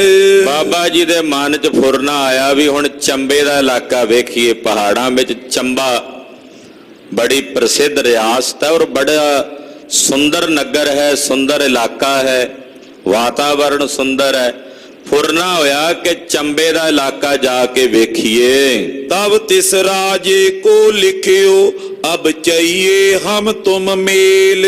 ਬਾਬਾ ਜੀ ਨੇ ਚਿੱਠੀ ਭੇਜੀ ਚੰਬੇ ਦੇ ਰਾਜੇ ਨੂੰ ਕਿ ਰਾਜਾ, ਅਸੀਂ ਹੁਣ ਤੇਰੇ ਨਾਲ ਮੇਲ ਕਰਨਾ ਚਾਹੁੰਦੇ ਹਾਂ, ਤੇਰੇ ਨਾਲ ਮਿਲਣਾ ਚਾਹੁੰਦੇ ਹਾਂ। ਚੋਪਈ ਤਬ ਰਾਜੇ ਨੇ ਸਦਿਓ ਵਜ਼ੀਰ। ਜਦੋਂ ਚਿੱਠੀ ਪਹੁੰਚੀ ਤੇ ਚੰਬੇ ਦਾ ਰਾਜਾ ਉਹ ਡਰ ਗਿਆ ਇੱਕਦਮ ਵੀ ਬੰਦੇ ਬਹਾਦਰ ਦੀ ਚਿੱਠੀ ਆਈ। ਉਹਨੇ ਆਪਣਾ ਵਜ਼ੀਰ ਸੱਦਿਆ। ਬੰਦੇ ਮਿਲੀਏ ਕਿਤ ਤਤਬੀਰ। ਉਹ ਕਹਿੰਦਾ ਵੀ ਚਿੱਠੀ ਆਈ ਆ, ਆਪਾਂ ਮਿਲੀਏ ਕਿਵੇਂ ਬੰਦੇ ਬਹਾਦਰ ਨੂੰ? ਸੁਣਿਆ ਵੀ ਉਹ ਤਾਂ ਜਿੱਧਰ ਜਾਂਦਾ ਜਿੱਤਦਾ ਚਲਿਆ ਜਾਂਦਾ, ਉਦੋਂ ਆਪਾਂ ਹੁਣ ਕਿਵੇਂ ਮਿਲੀਏ? ਵਜ਼ੀਰ ਕਈ ਮੈਂ ਦੇਖਿਓ ਜਾਈ। ਵਜ਼ੀਰ ਕਹਿੰਦਾ ਰਾਜਾ ਚੰਬਾ, ਪਹਿਲਾਂ ਮੈਂ ਜਾ ਕੇ ਉਹਨਾਂ ਨੂੰ ਵੇਖ ਆਵਾਂ, ਮਿਲ ਕੇ, ਕਿਉਂਕਿ ਕਈ ਵਾਰੀ ਚਿੱਠੀ ਦੇ ਵਿੱਚ ਜਿਹੜੀ ਗੱਲ ਲਿਖ ਕੇ ਭੇਜੀ ਹੁੰਦੀ ਉਹਦੇ ਭਾਵ ਸਮਝਣੇ ਔਖੇ ਹੁੰਦੇ ਐ। ਜਦੋਂ ਮਿਲਾਂਗੇ ਤੇ ਫਿਰ ਮੈਨੂੰ ਭਾਵਾਂ ਦਾ ਪਤਾ ਲੱਗੇਗਾ। ਹੁਣ ਕਿਸੇ ਨੇ ਲਿਖ ਕੇ ਦੇ ਦਿੱਤਾ ਹੋਵੇ, ਲਿਖ ਕੇ ਕਿਹਾ ਹੋਵੇ ਠਹਿਰ ਇਹਾਂ ਮਤ ਜਾਓ ਕਹੀਂ, ਲਿਖ ਕੇ ਦੇ ਦਿੱਤਾ ਹੋਵੇ ਪਰ ਪਤਾ ਨਹੀਂ ਲੱਗਣਾ ਵੀ ਕਿਹੜੇ ਭਾਵ ਨਾਲ ਕਿਹਾ। ਹੁਣ ਕੋਈ ਲਿਖਦਾ ਏ ਤੂੰ ਮੈਨੂੰ ਜਾਣਦਾ ਹੈ, ਇਦਾਂ ਲਿਖ ਦਈਏ, ਕੋਈ ਲਿਖ ਕੇ ਕਿਸੇ ਨੂੰ ਦੇ ਦਿਓ ਤੂੰ ਮੈਨੂੰ ਜਾਣਦਾ ਹੈ। ਹੁਣ ਉਹ ਕਿਸ ਲਿਹਾਜ਼ੇ 'ਚ ਕਿਹਾ? ਇੱਕ ਤਾਂ ਆਉਂਦਾ ਤੂੰ ਮੈਨੂੰ ਜਾਣਦਾ, ਹੁਣ ਜਦੋਂ ਉਹ ਭਾਵ ਹੋਵੇਗਾ ਉੱਥੇ ਹੁੰਦਾ ਵੀ ਆਪਣਾ ਰੰਗ ਵਿਖਾਉਂਦਾ ਵੀ ਤੂੰ ਮੈਨੂੰ ਜਾਣਦਾ। ਇੱਕ ਹੁੰਦਾ ਪਿਆਰ ਨਾਲ ਤੂੰ ਮੈਨੂੰ ਜਾਣਦਾ ਜਾਂ ਤੂੰ ਮੈਨੂੰ ਜਾਣਦਾ ਵੀ ਤੂੰ ਮੇਰੇ ਬਾਰੇ ਜਾਣਦਾ। ਹੁਣ ਉਹ ਭਾਵ ਕੀ ਉਹ ਤਾਂ ਮਿਲ ਕੇ ਹੀ ਪਤਾ ਲੱਗਣਾ ਨਾ, ਲਿਖਤ ਵਿੱਚ ਕਈ ਵਾਰੀ ਨਹੀਂ ਸਮਝ ਆਉਂਦੀ। ਗੁਰਬਾਣੀ ਦੀ ਵੀ ਇਹੀ ਕਲਾ ਹੈ, ਜਦੋਂ ਤੱਕ ਕਿਸੇ ਉਸਤਾਦ ਦੀ ਸ਼ਰਨ 'ਚ ਬਹਿ ਕੇ ਨਾ ਪੜ੍ਹੀ ਜਾਏ ਗੁਰਬਾਣੀ ਦੇ ਭਾਵ ਸਮਝਣੇ ਔਖੇ ਨੇ ਵੀ ਮੇਰੇ ਸਾਹਿਬ ਕਿਸ ਭਾਵ 'ਚ ਸਮਝਾ ਰਹੇ ਨੇ। ਅੱਖਰੀ ਅਰਥ ਤਾਂ ਤੁਸੀਂ ਵੇਖ ਲੋਗੇ, ਪੜ੍ਹ ਲੋਗੇ, ਟੀਕਿਆਂ ਵਿੱਚ ਵੀ ਪੜ੍ਹ ਲੋਗੇ, ਭਾਵ ਉਸਤਾਦਾਂ ਦੀ ਸ਼ਰਨ 'ਚ ਬਹਿ ਕੇ ਸਮਝ ਆਉਂਦੇ ਆ। ਚੰਬੇ ਦੇ ਰਾਜੇ ਦਾ ਵਜ਼ੀਰ ਕਹਿੰਦਾ ਰਾਜਾ ਵੀ ਚਿੱਠੀ ਲਿਖੀ ਹੋਈ ਦੇ ਨਾਲ ਪਤਾ ਨਹੀਂ ਲੱਗਣਾ ਵੀ ਉਹ ਕਿਉਂ ਮਿਲਣਾ ਚਾਹੁੰਦਾ ਜਦੋਂ ਤੱਕ ਮੈਂ ਉਹਨੂੰ ਜਾ ਕੇ ਮਿਲਾਂਗਾ, ਜੋਵਾਂਗਾ, ਉਹਦੀ ਗੱਲ ਸੁਣਾਂਗਾ ਕਿਵੇਂ ਬੋਲਦਾ, ਫਿਰ ਮੈਨੂੰ ਪਤਾ ਲੱਗੇਗਾ। ਤਾਂ ਕਿ ਦਿਲ ਮੈਂ ਹੈ ਕਿਆ ਆਈ, ਵੀ ਉਹਦੇ ਦਿਲ 'ਚ ਹੈ ਕਿ ਉਹ ਤਾਂ ਹੀ ਪਤਾ ਲੱਗਣਾ ਨਾ ਜਦੋਂ ਮਿਲਾਂਗਾ।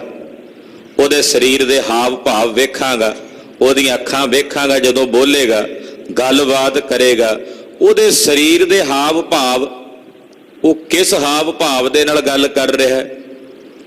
ਕਈ ਵਾਰੀ ਬੰਦੇ ਦੇ ਜੁੜੇ ਹੱਥ ਹੁੰਦੇ ਨੇ, ਜੁੜੇ ਹੋਏ ਹੱਥਾਂ ਦੇ ਵਿੱਚੋਂ ਵੀ ਅੰਦਰੋਂ ਜਿਹੜੇ ਸ਼ਬਦ ਬੋਲ ਰਿਹਾ ਹੁੰਦਾ ਬੜੇ ਕੁੜੱਤਣ ਭਰੇ ਹੁੰਦੇ ਆ। ਕਈ ਵਾਰੀ ਬੜੇ ਪਿਆਰ ਨਾਲ ਬੋਲ ਰਿਹਾ ਹੁੰਦਾ ਤੇ ਹੱਥ ਜਿਹੜੇ ਨੇ ਉਤਾਂਹ ਨੂੰ ਹੋਏ ਹੁੰਦੇ ਆ। ਉਹ ਤਾਂ ਹੁਣ ਮਿਲ ਗਿਲ ਕੇ ਹੀ ਪਤਾ ਲੱਗਣਾ ਨਾ ਵੀ ਉਹਦੇ ਹਾਵ ਭਾਵ ਕੀ ਨੇ, ਉਹਦੇ ਦਿਲ ਵਿੱਚ ਕੀ ਹੈ। ਬੈਰ ਭਾਵ ਕੇ ਹੈ ਮਿੱਤਰਾਈ, ਔਰ ਉਹਦੇ ਅੰਦਰ ਵੈਰ ਭਾਵ ਹੈ ਕਿ ਉਹ ਸਾਡੇ ਨਾਲ ਮਿੱਤਰਤਾਈ ਰੱਖਦਾ। ਇਹ ਤਾਂ ਉਦੋਂ ਪਤਾ ਲੱਗੇਗਾ ਰਾਜਾ ਚੰਬਾ ਜਦੋਂ ਗੱਲਬਾਤ ਹੋਵੇਗੀ। ਹਾਂਜੀ, ਹਟੇ ਕਿਵੇਂ ਤੋਂ ਦਿਓ ਹਟਾਈ, ਜੇ ਕਿਸੇ ਤਰੀਕੇ ਉਹ ਗਲੋਂ ਲੈਂਦਾ ਹੋਇਆ ਮੈਂ ਲਾਵਾਂਗਾ ਗੱਲਾਂ ਨਾਲੇ, ਜੇ ਪਿੱਛੇ ਹਟਦਾ ਹੋਇਆ ਤੇ ਉਹਨੂੰ ਹਟਾਵਾਂਗਾ। ਨੈ ਚਈਤ ਉਸ ਚੰਬਾ ਦਿਖਾਇਓ, ਉਹਨੂੰ ਚੰਬਾ ਵਿਖਾਣਾ ਨਹੀਂ ਚਾਹੀਦਾ। ਖਬਰੇ ਕਿਉਂ ਵੇਖਣਾ, ਅੱਜ ਵੇਖਣ ਆਏਗਾ ਕੱਲ ਨੂੰ ਹਮਲਾ ਕਰ ਦੇ, ਇਸ ਕਰਕੇ ਉਹਨੂੰ ਚੰਬਾ ਨਹੀਂ ਵਿਖਾਣਾ ਚਾਹੀਦਾ। ਏਦਾਂ ਚਿੱਠੀ ਪੜ੍ਹ ਕੇ ਹੈ ਬੰਦਾ ਵੈ ਬੁਰੀ ਬਲਾਇਓ, ਉਹ ਬੰਦਾ ਆ ਬੁਰੀ ਬਲਾ ਆ। ਆਮ ਕਰਕੇ ਬਹੁਤਿਆਂ ਵਿੱਚ ਰਾਜਿਆਂ ਰਾਣਿਆਂ ਵਿੱਚ ਨਾ ਬਾਬਾ ਬੰਦਾ ਸਿੰਘ ਜੀ ਹੋਣਾ ਨੂੰ ਬੁਰੀ ਬਲਾ ਹੀ ਕਹਿੰਦੇ ਸੀ।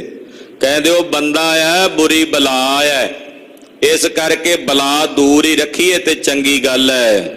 ਹੱਛਾ ਕਹਿਓ ਤੁਮ ਜਾਓ ਵਜ਼ੀਰ। ਚੰਬੇ ਦਾ ਰਾਜਾ ਕਹਿੰਦਾ ਵਜ਼ੀਰ ਤੂੰ ਗੱਲ ਬਿਲਕੁਲ ਸਹੀ ਕਹਿਣਾ ਹੈ, ਤੈਨੂੰ ਜਾਣਾ ਚਾਹੀਦਾ ਹੈ। ਟੂਟਤ ਜੂਟਤ ਕਰਿਓ ਧੀਰ। ਤੂੰ ਜਾ ਕੇ ਉੱਥੇ ਤੋੜਨ ਜੋੜਨ ਦੀ ਜਿਹੜੀ ਗੱਲ ਕਰਦੀਆਂ ਠਰਮੇ ਨਾਲ ਕਰ। ਵੈ ਕਰਾਮਾਤੀ ਹੈ ਭਰਪੂਰ। ਪਰ ਇਹ ਯਾਦ ਰੱਖੀ ਵੀ ਉਹ ਕਰਾਮਾਤੀ ਹੈ, ਉਹਦੇ ਚ ਕਰਾਮਾਤ ਹੈ। ਦਿਓ ਦਰਬ ਉਹ ਰੱਖਿਓ ਦੂਰ। ਪੈਸੇ ਲੈ ਜਾ ਕੁਝ ਖਜ਼ਾਨੇ ਚੋਂ ਦੇ ਕੇ ਦੂਰੋਂ ਦੂਰੋਂ ਹੀ ਮੱਥਾ ਟੇਕ ਕੇ ਟੋਰਿਆ ਉਹਨੂੰ ਜੇ ਟੁਰਦਾ ਹੈ। ਸੋ ਵਜ਼ੀਰ ਤੇ ਪਹੁੰਚਿਓ ਜਾਏ। ਵਜ਼ੀਰ ਉਸੇ ਵੇਲੇ ਬਾਬਾ ਜੀ ਕੋਲ ਪਹੁੰਚਿਆ। ਜੈ ਬੰਦਾ ਥਾਂ ਬੈਠਿਆ ਤੇ ਏ। ਬਾਬਾ ਬੰਦਾ ਸਿੰਘ ਜੀ ਬੈਠੇ ਸਨ। ਜਾ ਬੰਦੇ ਕੋ ਚੜਾਵਾ ਦਿਓ। ਉਹਨੇ ਜਾ ਕੇ ਕੁਝ ਚੜਾਵਾ ਹਾਜ਼ਰ ਕੀਤਾ। ਬੰਦੇ ਖੁਸ਼ੀਆਂ ਸਾਥੇ ਲਿਓ। ਬਾਬਾ ਜੀ ਨੇ ਬੜੀ ਖੁਸ਼ੀ ਨਾਲ ਉਹ ਚੜਾਵਾ ਪ੍ਰਵਾਨ ਕੀਤਾ। ਦੋਹਰਾ ਕਯੋ ਬੰਦੇ ਤੁਮ ਜਿਨ ਡਰੋ ਹਮ ਆਵੇਂ ਹੋਏ ਫਕੀਰ। ਬਾਬਾ ਜੀ ਨੇ ਵਜ਼ੀਰ ਨੂੰ ਵੇਖ ਕੇ ਪਹਿਲਾਂ ਹੀ ਕਹਿ ਦਿੱਤਾ, ਕਹਿੰਦੇ ਵਜ਼ੀਰ ਸਾਹਿਬ ਰਾਜੇ ਨੂੰ ਕਹਿ ਦਿਓ ਚੰਬੇ ਦੇ ਨੂੰ ਵੀ ਡਰੇ ਨਾ, ਅਸੀਂ ਤਾਂ ਫਕੀਰ ਬਣ ਕੇ ਆਉਣਾ, ਸਿਪਾਹੀ ਬਣ ਕੇ ਨਹੀਂ ਆਉਣਾ। ਮੈਂ ਆਵਾਂਗੋ ਬਨੋ ਫਕੀਰ, ਫਕੀਰ ਬਣ ਕੇ ਆਵਾਂਗੇ ਅਸੀਂ ਉੱਥੇ। ਮੁੜ ਜਾਵੇਂਗੋ ਸੈਲ ਕਰ ਰਾਜੇ ਕਉ ਵਜ਼ੀਰ। ਵਜ਼ੀਰ ਰਾਜੇ ਨੂੰ ਕਹੋ ਅਸੀਂ ਤਾਂ ਸੈਰ ਕਰਨੀ ਆ, ਫਕੀਰ ਬਣ ਕੇ ਵੇਖਣਾ ਹੈ ਚੰਬਾ, ਤੇ ਉੱਥੋਂ ਵੇਖ ਕੇ ਵਾਪਸ ਪਰਤ ਜਾਵਾਂਗੇ। ਜੋ ਪਈ ਔਰ ਬਾਤ ਫਿਰ ਬੰਦੇ ਕਈ। ਹੋਰ ਗੱਲ ਵੀ ਬੰਦਾ ਸਿੰਘ ਨੇ ਕਹੀ। ਫੌਜ ਛੋੜ ਮੈਂ ਆਵੋ ਤਈ। ਆਖਿਆ ਫੌਜ ਵੀ ਨਹੀਂ ਲੈ ਕੇ ਆਵਾਂਗਾ, ਕੱਲਾ ਆਵਾਂਗਾ। ਤਬ ਵਜ਼ੀਰ ਨੇ ਲੀਨੀ ਮਾਨ। ਵਜ਼ੀਰ ਨੇ ਆਖਿਆ ਵੀ ਇਹ ਤਾਂ ਫਿਰ ਕੋਈ ਗੱਲ ਨਹੀਂ, ਉਹਨੇ ਮੰਨ ਲਈ ਗੱਲ। ਕਲਾ ਧਾਰੀ ਚਿਤ ਔਰੇ ਠਾਨ। ਔਰ ਇਸ ਤਰ੍ਹਾਂ ਸਮਝ ਲਈ ਵੀ ਇੱਕ ਉਧਰ ਬੰਦਾ ਸਿੰਘ ਕਲਾ ਧਾਰੀ ਸਨ, ਉਹਨਾਂ ਨੇ ਚਿੱਤ ਚ ਠਾਣ ਲਈ। ਜੈ ਕਟਨ ਰਾਓ ਇੱਕ ਹੁਤ ਅਤੀ। ਵਜ਼ੀਰ ਨੇ ਸੋਚਿਆ ਵੀ ਇਹਦੀ ਕਰਾਮਾਤ ਵੇਖੀਏ ਬੰਦੇ ਦੀ। ਕਹਿੰਦੇ ਕਰਾਮਾਤੀ ਹੈ। ਕਹਿੰਦਾ ਉਸ ਰਾਹ ਲੈ ਕੇ ਚੱਲਾਂ ਵੀ ਜਿੱਥੋਂ ਲੰਘਣਾ ਔਖਾ ਹੋਵੇ, ਕਠਨ ਜਿਹਾ ਹੋਵੇ, ਵੇਖਦਾ ਵੀ ਉੱਥੋਂ ਕਿਵੇਂ ਲੰਘ ਕੇ ਜਾਏਗਾ। ਵਜ਼ੀਰ ਨੇ ਨਾ ਬਾਬਾ ਬੰਦਾ ਸਿੰਘ ਦੀ ਕਰਾਮਾਤ ਵੇਖਣ ਲਈ, ਚੰਬੇ ਜਾਣ ਲਈ ਉਹ ਰਸਤਾ ਚੁਣਿਆ ਜਿਹੜਾ ਪਹਾੜੀ ਰਾਹ ਹੁੰਦੀਆਂ ਨੇ, ਨਿੱਕੀਆਂ ਨਿੱਕੀਆਂ ਪੱਗ ਡੰਡੀਆਂ ਬੜੀਆਂ ਔਖੀਆਂ ਹੁੰਦੀਆਂ ਨੇ ਲੰਘਣੀਆਂ। ਜਿਹੜੇ ਪਹਾੜੀ ਲੋਕ ਹੁੰਦੇ ਆ ਉਧਰ ਦੇ, ਉਹ ਭੇਤੀ ਹੁੰਦੇ, ਉਹ ਮਿੰਟਾਂ ਸਕਿੰਟਾਂ 'ਚ ਚੜ ਜਾਂਦੇ ਆ। ਸਾਡੇ ਵਰਗੇ ਜਦੋਂ ਇੱਧਰੋਂ ਜਾਂਦੇ ਆ ਉਹਨਾਂ ਨੂੰ ਖਿਆਈ ਹੁੰਦੀ। ਉਸ ਰਾਹਾਂ ਤੇ ਲੈ ਕੇ ਜਾਣਾ ਚਾਹੁੰਦਾ ਜਿੱਥੇ ਉਹਨਾਂ ਨੂੰ ਵੀ ਚੱਲਣਾ ਔਖਾ ਸੀ। ਕਹਿੰਦਾ ਨਾਲੇ ਪਰਖ ਹੋ ਜਾਏਗੀ ਕਿ ਬੰਦੇ ਬਹਾਦਰ ਕੋਲ ਕਰਾਮਾਤ ਹੈ। ਤਿਸੇ ਰਾਉ ਲੈ ਚੱਲਿਓ ਤਿਤ। ਉਸੇ ਪਾਸੇ ਲੈ ਚੱਲਿਆ। ਕਦ ਤੀਖਨ ਪਬ ਉੱਪਰ ਚੜਾਵੇ। ਜਿਹੜੀ ਤਿੱਖੀ ਪਹਾੜੀ ਚੜਾਈ ਹੁੰਦੀ ਨਾ, ਤਿੱਖੀ ਬਹੁਤ ਜ਼ਿਆਦਾ ਉੱਪਰ ਵਾਲੀ, ਉਸ ਪਾਸੇ ਲੈ ਕੇ ਚੱਲਿਆ। ਜਿਸੈ ਦੇਖ ਅਤੀ ਸਹਿ ਭੈ ਖਾਵੇ। ਇਹੋ ਜਿਹੀ ਚੜਾਈ ਵੀ ਜਿਹਨੂੰ ਵੇਖ ਕੇ ਡਰ ਆਉਂਦਾ, ਜਿਹਨੂੰ ਵੇਖ ਕੇ ਭੈ ਆਉਂਦਾ ਵੀ ਨਾਲ ਖੱਡਾਂ ਨੇ ਡੂੰਘੀਆਂ। ਹਾਂਜੀ, ਹੋਤੀ ਨਦੀ ਜੈ ਬਹੁਤੀ ਤੇਜ। ਉੱਥੇ ਲੈ ਕੇ ਗਿਆ ਜਿੱਥੇ ਬੜੀ ਤੇਜ਼ ਨਦੀ ਦਾ ਪ੍ਰਵਾਹ ਚੱਲਦਾ ਹੈ। ਗਿਰੇ ਊਚ ਤੇ ਜਲ ਬਹੁ ਤੇਜ। ਤੇ ਬੜੀ ਉਚਾਈ ਤੋਂ ਪਾਣੀ ਥੱਲੇ ਡਿੱਗਦਾ ਤੇ ਬੜੀ ਤੇਜ਼ੀ ਨਾਲ ਉਹ ਨਦੀ ਚੱਲਦੀ ਹੈ। ਨੈ ਮੱਛੀ ਤੇ ਧਾਰੇ ਧਾਵੇ। ਕਹਿੰਦੇ ਪਾਣੀ ਅਕਸਰ ਜਦੋਂ ਤੁਸੀਂ ਪਹਾੜਾਂ ਵਿੱਚ, ਇਧਰ ਮੰਡੀ ਦੇ ਇਲਾਕੇ 'ਚ ਬਿਆਸ ਦਰਿਆ ਉੱਤਰਦਾ ਉਧਰੋਂ ਕੁੱਲੂ ਵੱਲੋਂ, ਕਿੰਨੀ ਤੇਜ਼ੀ ਨਾਲ ਉਹ ਪਾਣੀ ਚੱਲਦਾ। ਤੇ ਜਦੋਂ ਕਿਉਂਕਿ ਉਤਾਰੀ ਤੋਂ ਥੱਲੇ ਨਿਵਾਣ ਨੂੰ ਜਾਂਦਾ ਹੈ ਪਾਣੀ, ਤੋਂ ਉਹਦੀ ਤੇਜ਼ੀ ਬਹੁਤ ਜ਼ਿਆਦਾ ਹੁੰਦੀ ਹੈ। ਹੁਣ ਕੁਝ ਦਿਨ ਪਹਿਲਾਂ ਵੀ ਬੱਦਲ ਫਟੇ ਨੇ, ਕੈਸਾ ਨੁਕਸਾਨ ਹੁੰਦਾ ਪਹਾੜਾਂ ਵਿੱਚ, ਅਕਸਰ ਇਹ ਪਾਣੀ ਤੇਜ਼ੀ ਨਾਲ ਹੀ ਚੱਲਦਾ। ਇਹ ਉੱਥੇ ਲੈ ਕੇ ਗਿਆ ਉਹ ਜਿੱਥੋਂ ਨਦੀ ਉੱਤੋਂ ਥੱਲੇ ਉਤਰਦੀ ਸੀ। ਵੀ ਮੱਛੀ ਦਾ ਜਿਹੜਾ ਸੁਭਾਅ ਹੁੰਦਾ ਨਾ, ਮੱਛੀ ਇੰਨੀ ਤੇਜ਼ੀ ਨਾਲ ਚੜ੍ਹਦੀ ਹੈ ਵੀ ਜਦੋਂ ਪਾਣੀ ਉੱਪਰੋਂ ਪਹਾੜ ਤੋਂ ਥੱਲੇ ਨੂੰ ਆਉਂਦਾ ਨਾ, ਜਿੱਧਰੋਂ ਆਉਂਦਾ ਉੱਤੇ ਨੂੰ ਜਾਂਦੀ ਹੈ ਚੜ੍ਹ ਕੇ। ਉਹਦੇ 'ਚ ਇੰਨਾ ਤਾਣ ਹੁੰਦਾ ਵੀ ਜਿੱਧਰੋਂ ਵਗ ਕੇ ਆਉਂਦਾ ਉਸ ਪਾਸੇ ਨੂੰ ਤਾਂ ਨੂੰ ਚੜ੍ਹਦੀ ਹੈ। ਪਰ ਇਹ ਪਾਣੀ ਇੰਨਾ ਤੇਜ਼ ਹੈ, ਭਾਈ ਰਤਨ ਸਿੰਘ ਕਹਿੰਦੇ ਵੀ ਉਹ ਮੱਛੀ ਵੀ ਉੱਤੇ ਨਾ ਚੜ੍ਹ ਸਕੇ ਉਸ ਪਾਣੀ ਦੇ ਵਿੱਚ। ਹਾਂਜੀ, ਜੋ ਪਨਾਲਿਓ ਕੋਠੇ ਪਰ ਜਾਵੇ। ਅਕਸਰ ਨਗਰਾਂ ਪਿੰਡਾਂ ਵਿੱਚ ਛੋਟੇ ਹੁੰਦਿਆਂ ਵੇਖਦੇ ਰਹੇ ਆ, ਕਈ ਵਾਰੀ ਮੀਂਹ ਪੈਂਦਾ ਹੁੰਦਾ, ਮੀਂਹ ਪੈਂਦਿਆਂ ਹੁੰਦਿਆਂ ਛੱਤਾਂ ਦੇ ਉੱਤੇ ਮੱਛੀਆਂ ਫਿਰਦੀਆਂ ਹੁੰਦੀਆਂ ਸੀ। ਉਹ ਕਿਵੇਂ ਆ ਗਈਆਂ? ਆਕਾਸ਼ ਵਿੱਚੋਂ ਤਾਂ ਨਹੀਂ ਡਿੱਗਦੀਆਂ। ਅਕਸਰ ਉਹ ਪਾਣੀ ਜਿਹੜਾ ਥੱਲੇ ਹੁੰਦਾ ਹੈ, ਪਤਨਾਲੇ ਹੁੰਦੇ ਆ ਨਾ, ਜਿੱਥੋਂ ਬਰਸਾਤ ਦਾ ਪਾਣੀ ਨਿਕਲਦਾ, ਉਹਨਾਂ ਦੇ ਵਿੱਚੋਂ ਚੜ੍ਹ ਕੇ ਛੱਤ ਤੇ ਪਹੁੰਚ ਜਾਂਦੀਆਂ। ਇੰਨੀ ਉਹਨਾਂ 'ਚ ਤੇਜ਼ੀ ਹੁੰਦੀ ਆ ਉੱਪਰ ਨੂੰ। ਪਤਨਾਲਾ ਕਿੰਨੀ ਤੇਜ਼ ਚੱਲਦਾ ਬਰਸਾਤ ਨਾਲ, ਉਹਨੂੰ ਚੀਰ ਕੇ ਮੱਛੀ ਛੱਤ ਤੇ ਜਾ ਚੜ੍ਹਦੀ ਹੈ। ਪਰ ਕਹਿੰਦੇ ਇੱਥੇ ਉਹ ਮੱਛੀਆਂ ਵੀ ਨਹੀਂ ਸੀ ਚੜ੍ਹ ਸਕਦੀਆਂ ਉਤਾਂ ਨੂੰ, ਇੰਨਾ ਤੇਜ਼ੀ ਨਾਲ ਪਾਣੀ ਆਉਂਦਾ ਹੈ। ਦਿਓ ਬੰਦੇ ਨੇ ਘੋੜਾ ਤਵਾਈ, ਬਾਬਾ ਬੰਦਾ ਸਿੰਘ ਜੀ ਨੇ ਉਹਦੇ 'ਚ ਘੋੜਾ ਵਾੜ ਲਿਆ। ਇੰਨਾ ਤੇਜ਼ ਪਾਣੀ, ਉਹਦੇ 'ਚ ਆਪਣਾ ਘੋੜਾ ਠਿੱਲ ਲਿਆ। ਗਏ ਪਾਰ ਜਨ ਤਲਾਵ ਮੁਰਗਾਈ। ਉਹ ਵਜ਼ੀਰ ਜਿਹੜਾ ਸੀ ਉਹ ਵੇਖਦਾ ਸੀ ਵੀ ਪਾਣੀ 'ਚ ਕਿਵੇਂ ਜਾ ਵੜਿਆ, ਇਹ ਤਾਂ ਨਾਲ ਨਾਲ ਜਾਣਾ ਸੀ। ਬਾਬਾ ਜੀ ਨੇ ਜਾ ਕੇ ਪਹਿਲਾਂ ਕਹਿੰਦੇ ਘੋੜੇ ਤੇ ਬੈਠੇ, ਤਾਰ ਕੇ ਘੋੜੇ ਨੂੰ ਪਹਿਲਾਂ ਪਰਲੇ ਪਾਸੇ ਲੈ ਗਏ ਨਦੀ ਦੇ, ਉਧਰੋਂ ਫੇਰ ਇਸ ਪਾਸੇ ਨੂੰ ਆ ਗਏ। ਫਿਰ ਬੰਦੇ ਨੇ ਘੋੜਾ ਘੁਮਾਇਆ, ਕਹਿੰਦੇ ਘੋੜਾ ਮੋੜ ਕੇ ਫਿਰ ਅੱਗੋਂ ਲਿਆਂਦਾ। ਜਨ ਕਚ ਕਬੂਤਰ ਉੱਡ ਤੋਂ ਆਇਆ। ਕਹਿੰਦੇ ਜਦੋਂ ਮੋੜ ਕੇ ਲਿਆਂਦਾ ਏਦਾਂ ਜਾਪਦਾ ਸੀ ਵੀ ਜਿਵੇਂ ਕਬੂਤਰ ਉੱਡਦਾ ਆਵੇ ਪਾਣੀ ਦੇ ਉੱਤੇ, ਏਦਾਂ ਕਹਿੰਦੇ ਘੋੜਾ ਮੁੜ ਕੇ ਆਇਆ। ਦੋਹਰਾ ਘੋੜਾ ਕੜਾਇਓ ਪੱਥਰ ਇੱਕ ਸੋਤੈਂ ਦਿਓ ਖੜਾਏ। ਕਹਿੰਦੇ ਉੱਥੇ ਨਾ ਇੱਕ ਪੱਥਰ ਗੱਡਿਆ ਹੋਇਆ ਸੀ। ਅਕਸਰ ਪਾਣੀ ਜਦੋਂ ਦਰਿਆਵਾਂ 'ਚ ਵੱਡਾ ਪੱਥਰ ਸੀ, ਬਾਬਾ ਜੀ ਨੇ ਆਪਣਾ ਘੋੜਾ ਉਸ ਪੱਥਰ ਦੇ ਉੱਤੇ ਖੜਾ ਕਰ ਦਿੱਤਾ, ਚਲਦੇ ਪਾਣੀ ਦੇ ਵਿੱਚ। ਹਾਂਜੀ। ਪਇਓ ਅਚੰਬੋ ਜਗਤ ਮੈਂ ਹੈ ਅਬਲੋ ਤੈਂ ਥਾਏ। ਕਹਿੰਦੇ ਜਿੱਥੇ ਉਹ ਘੋੜਾ ਖੜਾ ਕੀਤਾ, ਲੋਕ ਵੇਖ ਕੇ ਅਚੰਭਤ ਹੋਏ ਵੀ ਇੰਨਾ ਦਰਿਆ ਵਗਦਾ ਹੈ। ਉਸ ਵਗਦੇ ਦਰਿਆ ਦੇ ਵਿੱਚ ਪੱਥਰ ਦੀ ਸਿਲਾ ਦੇ ਉੱਤੇ ਘੋੜਾ ਖੜਾ ਕੀਤਾ ਬਾਬਾ ਜੀ ਨੇ। ਭਾਈ ਰਤਨ ਸਿੰਘ ਜੀ ਕਹਿੰਦੇ ਹੁਣ ਤਾਂ ਹੀ ਉੱਥੇ ਜਗ੍ਹਾ ਹੈ। ਦਾਸ ਨੇ ਦਰਸ਼ਨ ਨਹੀਂ ਕੀਤੇ ਉਸ ਇਲਾਕੇ ਦੇ ਵਿੱਚ, ਕਿਉਂਕਿ ਬਾਬਾ ਬੰਦਾ ਸਿੰਘ ਬਹਾਦਰ ਜੀ ਦੀਆਂ ਕੋਈ ਬਹੁਤੀਆਂ ਯਾਦਗਾਰਾਂ ਨਹੀਂ ਹਨ। ਸਿੱਖਾਂ ਦੀ ਘੱਟ ਗਿਣਤੀ ਹੋਣ ਕਰਕੇ ਕੋਈ ਯਾਦਗਾਰਾਂ ਬਣ ਹੀ ਨਹੀਂ ਸਕੀਆਂ। ਕਲਗੀਧਰ ਜੀ ਵੀ ਬਹੁਤ ਵਿਚਰੇ ਨੇ, ਮਹਾਰਾਜ ਜੀ ਦੀਆਂ ਵੀ ਕੁਝ ਕੁ ਚੁਣਿੰਦੀਆਂ ਯਾਦਗਾਰਾਂ ਹਨ ਉਸ ਇਲਾਕੇ ਵਿੱਚ, ਬਹੁਤੇ ਸਥਾਨ ਪ੍ਰਗਟ ਨਹੀਂ ਹੋਏ। ਪਰ ਭਾਈ ਰਤਨ ਸਿੰਘ ਹੋਣਾ ਨੇ ਕਿਤੇ ਉੱਥੋਂ ਪੜਤਾਲ ਕੀਤੀ ਹੈ ਤਾਂ ਉਹ ਦੱਸ ਰਹੇ ਨੇ, ਕਹਿੰਦੇ ਹੁਣ ਤਾਂ ਹੀ ਉਹ ਜਗ੍ਹਾ ਹੈ ਜਿੱਥੇ ਬਾਬਾ ਜੀ ਨੇ ਆਪਣਾ ਘੋੜਾ ਖੜਾ ਕੀਤਾ ਸੀ। ਜੋ ਪਈ ਜਗਤ ਸਰਬ ਅਚਰਜ ਤੈ ਪਇਓ। ਲੋਕ ਵੇਖ ਕੇ ਹੈਰਾਨ ਹੋਏ, ਖੜਾ ਘੋੜਾ ਮਦ ਬੰਦੇ ਕਇਓ। ਕਿ ਕਿਵੇਂ ਦਰਿਆ ਦੇ ਵਿੱਚ ਬਾਬਾ ਜੀ ਨੇ ਘੋੜਾ ਖੜਾ ਕੀਤਾ। ਯੋ ਜਬ ਦੇਖੀ ਕਲਾ ਵਜ਼ੀਰ। ਵਜ਼ੀਰ ਨੇ ਜਦੋਂ ਇਹ ਕਰਾਮਾਤ ਵੇਖੀ, ਸੋ ਡਰ ਪਿਓ ਮਨ ਕੰਪਿਓ ਸਰੀਰ। ਵਜ਼ੀਰ ਦਾ ਮਨ ਡਰ ਗਿਆ ਤੇ ਤਨ ਕੰਬਣ ਲੱਗਾ। ਚਰਨੀ ਪਰ ਕੇ ਬਚਨ ਸੁਕਇਓ। ਬਾਬਾ ਜੀ ਦੇ ਚਰਨੀ ਢਹਿ ਕੇ ਮੱਥਾ ਟੇਕ ਕੇ ਬੋਲਿਆ, ਹਮਰੀ ਖਤਾ ਸੋ ਤੁਮ ਬਖਸ਼ਿਓ। ਕਹਿੰਦਾ ਮੇਰੀ ਭੁੱਲ ਬਖਸ਼ ਲੋ, ਮੈਂ ਤੁਹਾਨੂੰ ਪਰਖਣਾ ਚਾਹੁੰਦਾ ਸੀ। ਯੋ ਹੀ ਤੁਮ ਕੋ ਚਾਹੀਤ ਕਈ। ਬਾਬਾ ਜੀ ਕਹਿੰਦੇ ਚਾਹੀਦਾ ਵੀ ਸੀ ਤੁਹਾਨੂੰ ਪਰਖਣਾ, ਏਦਾਂ ਹੀ ਥੋੜੀ ਕਿਸੇ ਨੂੰ ਜਾ ਕੇ ਸਿੱਧਾ ਆਪਣੇ ਕੋਲ ਲੈ ਜਾਣਾ ਸੀ। ਬਾਬਾ ਜੀ ਕਹਿੰਦੇ ਠੀਕ ਕੀਤਾ, ਤੁਹਾਨੂੰ ਪਰਖਣਾ ਵੀ ਚਾਹੀਦਾ ਸੀ। ਹਮ ਕੋ ਤਿਉ ਹੀ ਚੈਤ ਬਖਸ਼ਈ। ਤੇ ਜੇ ਤੁਸੀਂ ਪਰਖਣਾ ਸੀ ਤੇ ਸਾਡੇ ਅੱਗੇ ਬੇਨਤੀ ਕਰਨੀ ਸੀ ਨਾ ਵੀ ਸਾਨੂੰ ਮਾਫ ਕਰ ਦਿਓ, ਤੇ ਫਿਰ ਸਾਡੇ ਲਈ ਵੀ ਇਹ ਕਰਤੱਵ ਹੈ ਵੀ ਕੋਈ ਸਾਨੂੰ ਕਹੇ ਮਾਫ ਕਰ ਦਿਓ ਤੇ ਸਾਡਾ ਫਰਜ਼ ਹੈ ਵੀ ਅਸੀਂ ਉਹਨੂੰ ਬਖਸ਼ ਦਈਏ। ਸਾਡਾ ਕੰਮ ਬਖਸ਼ਣਾ ਹੈ, ਅਸੀਂ ਬਖਸ਼ਾਂਗੇ। ਦੋਹਰਾ ਬੰਦਾ ਚੰਬੇ ਜਾਵੜਿਓ ਭਇਓ ਰਾਜੇ ਸਿਓ ਮੇਲ। ਚੰਬੇ ਜਾ ਪਹੁੰਚੇ, ਚੰਬੇ ਦੇ ਰਾਜੇ ਨਾਲ ਮੇਲ ਹੋਇਆ। ਰਾਜਾ ਤੈ ਸੇਵਕ ਪਇਓ ਕਰਿਓ ਚੰਬੇ ਸੈਲ। ਚੰਬੇ ਦਾ ਰਾਜਾ ਬਾਬਾ ਜੀ ਦਾ ਸੇਵਕ ਹੋ ਗਿਆ ਤੇ ਚੰਬੇ ਦੇ ਇਲਾਕੇ 'ਚ ਸੈਰ ਕੀਤੀ ਬਾਬਾ ਬੰਦਾ ਸਿੰਘ ਜੀ ਨੇ। ਚੋਪਈ ਤਵ ਰਾਜੇ ਯੋ ਲਿਓ ਪਰਚਾਈ। ਰਾਜੇ ਨੇ ਇਸ ਤਰ੍ਹਾਂ ਪਰਚਾ ਲਿਆ ਬਾਬਾ ਜੀ ਨੂੰ, ਕੁਝ ਸਮੇਂ ਲਈ ਆਪਣੇ ਕੋਲ ਹੀ ਰੱਖਿਆ। ਦਏ ਤਾਂ ਦੋਏ ਵਿਆਹ ਕਰਾਈ। ਇੱਕ ਆਪਣੀ ਲੜਕੀ ਵਿਆਹ ਦਿੱਤੀ, ਇੱਕ ਹੋਰ ਉੱਥੇ ਕੋਈ ਲੜਕੀ ਸੀ ਉਹਦੇ ਨਾਲ ਸ਼ਾਦੀ। ਦੋ ਸ਼ਾਦੀਆਂ ਬਾਬਾ ਜੀ ਦੀਆਂ ਚੰਬੇ ਦੇ ਇਲਾਕੇ 'ਚ ਹੋਈਆਂ।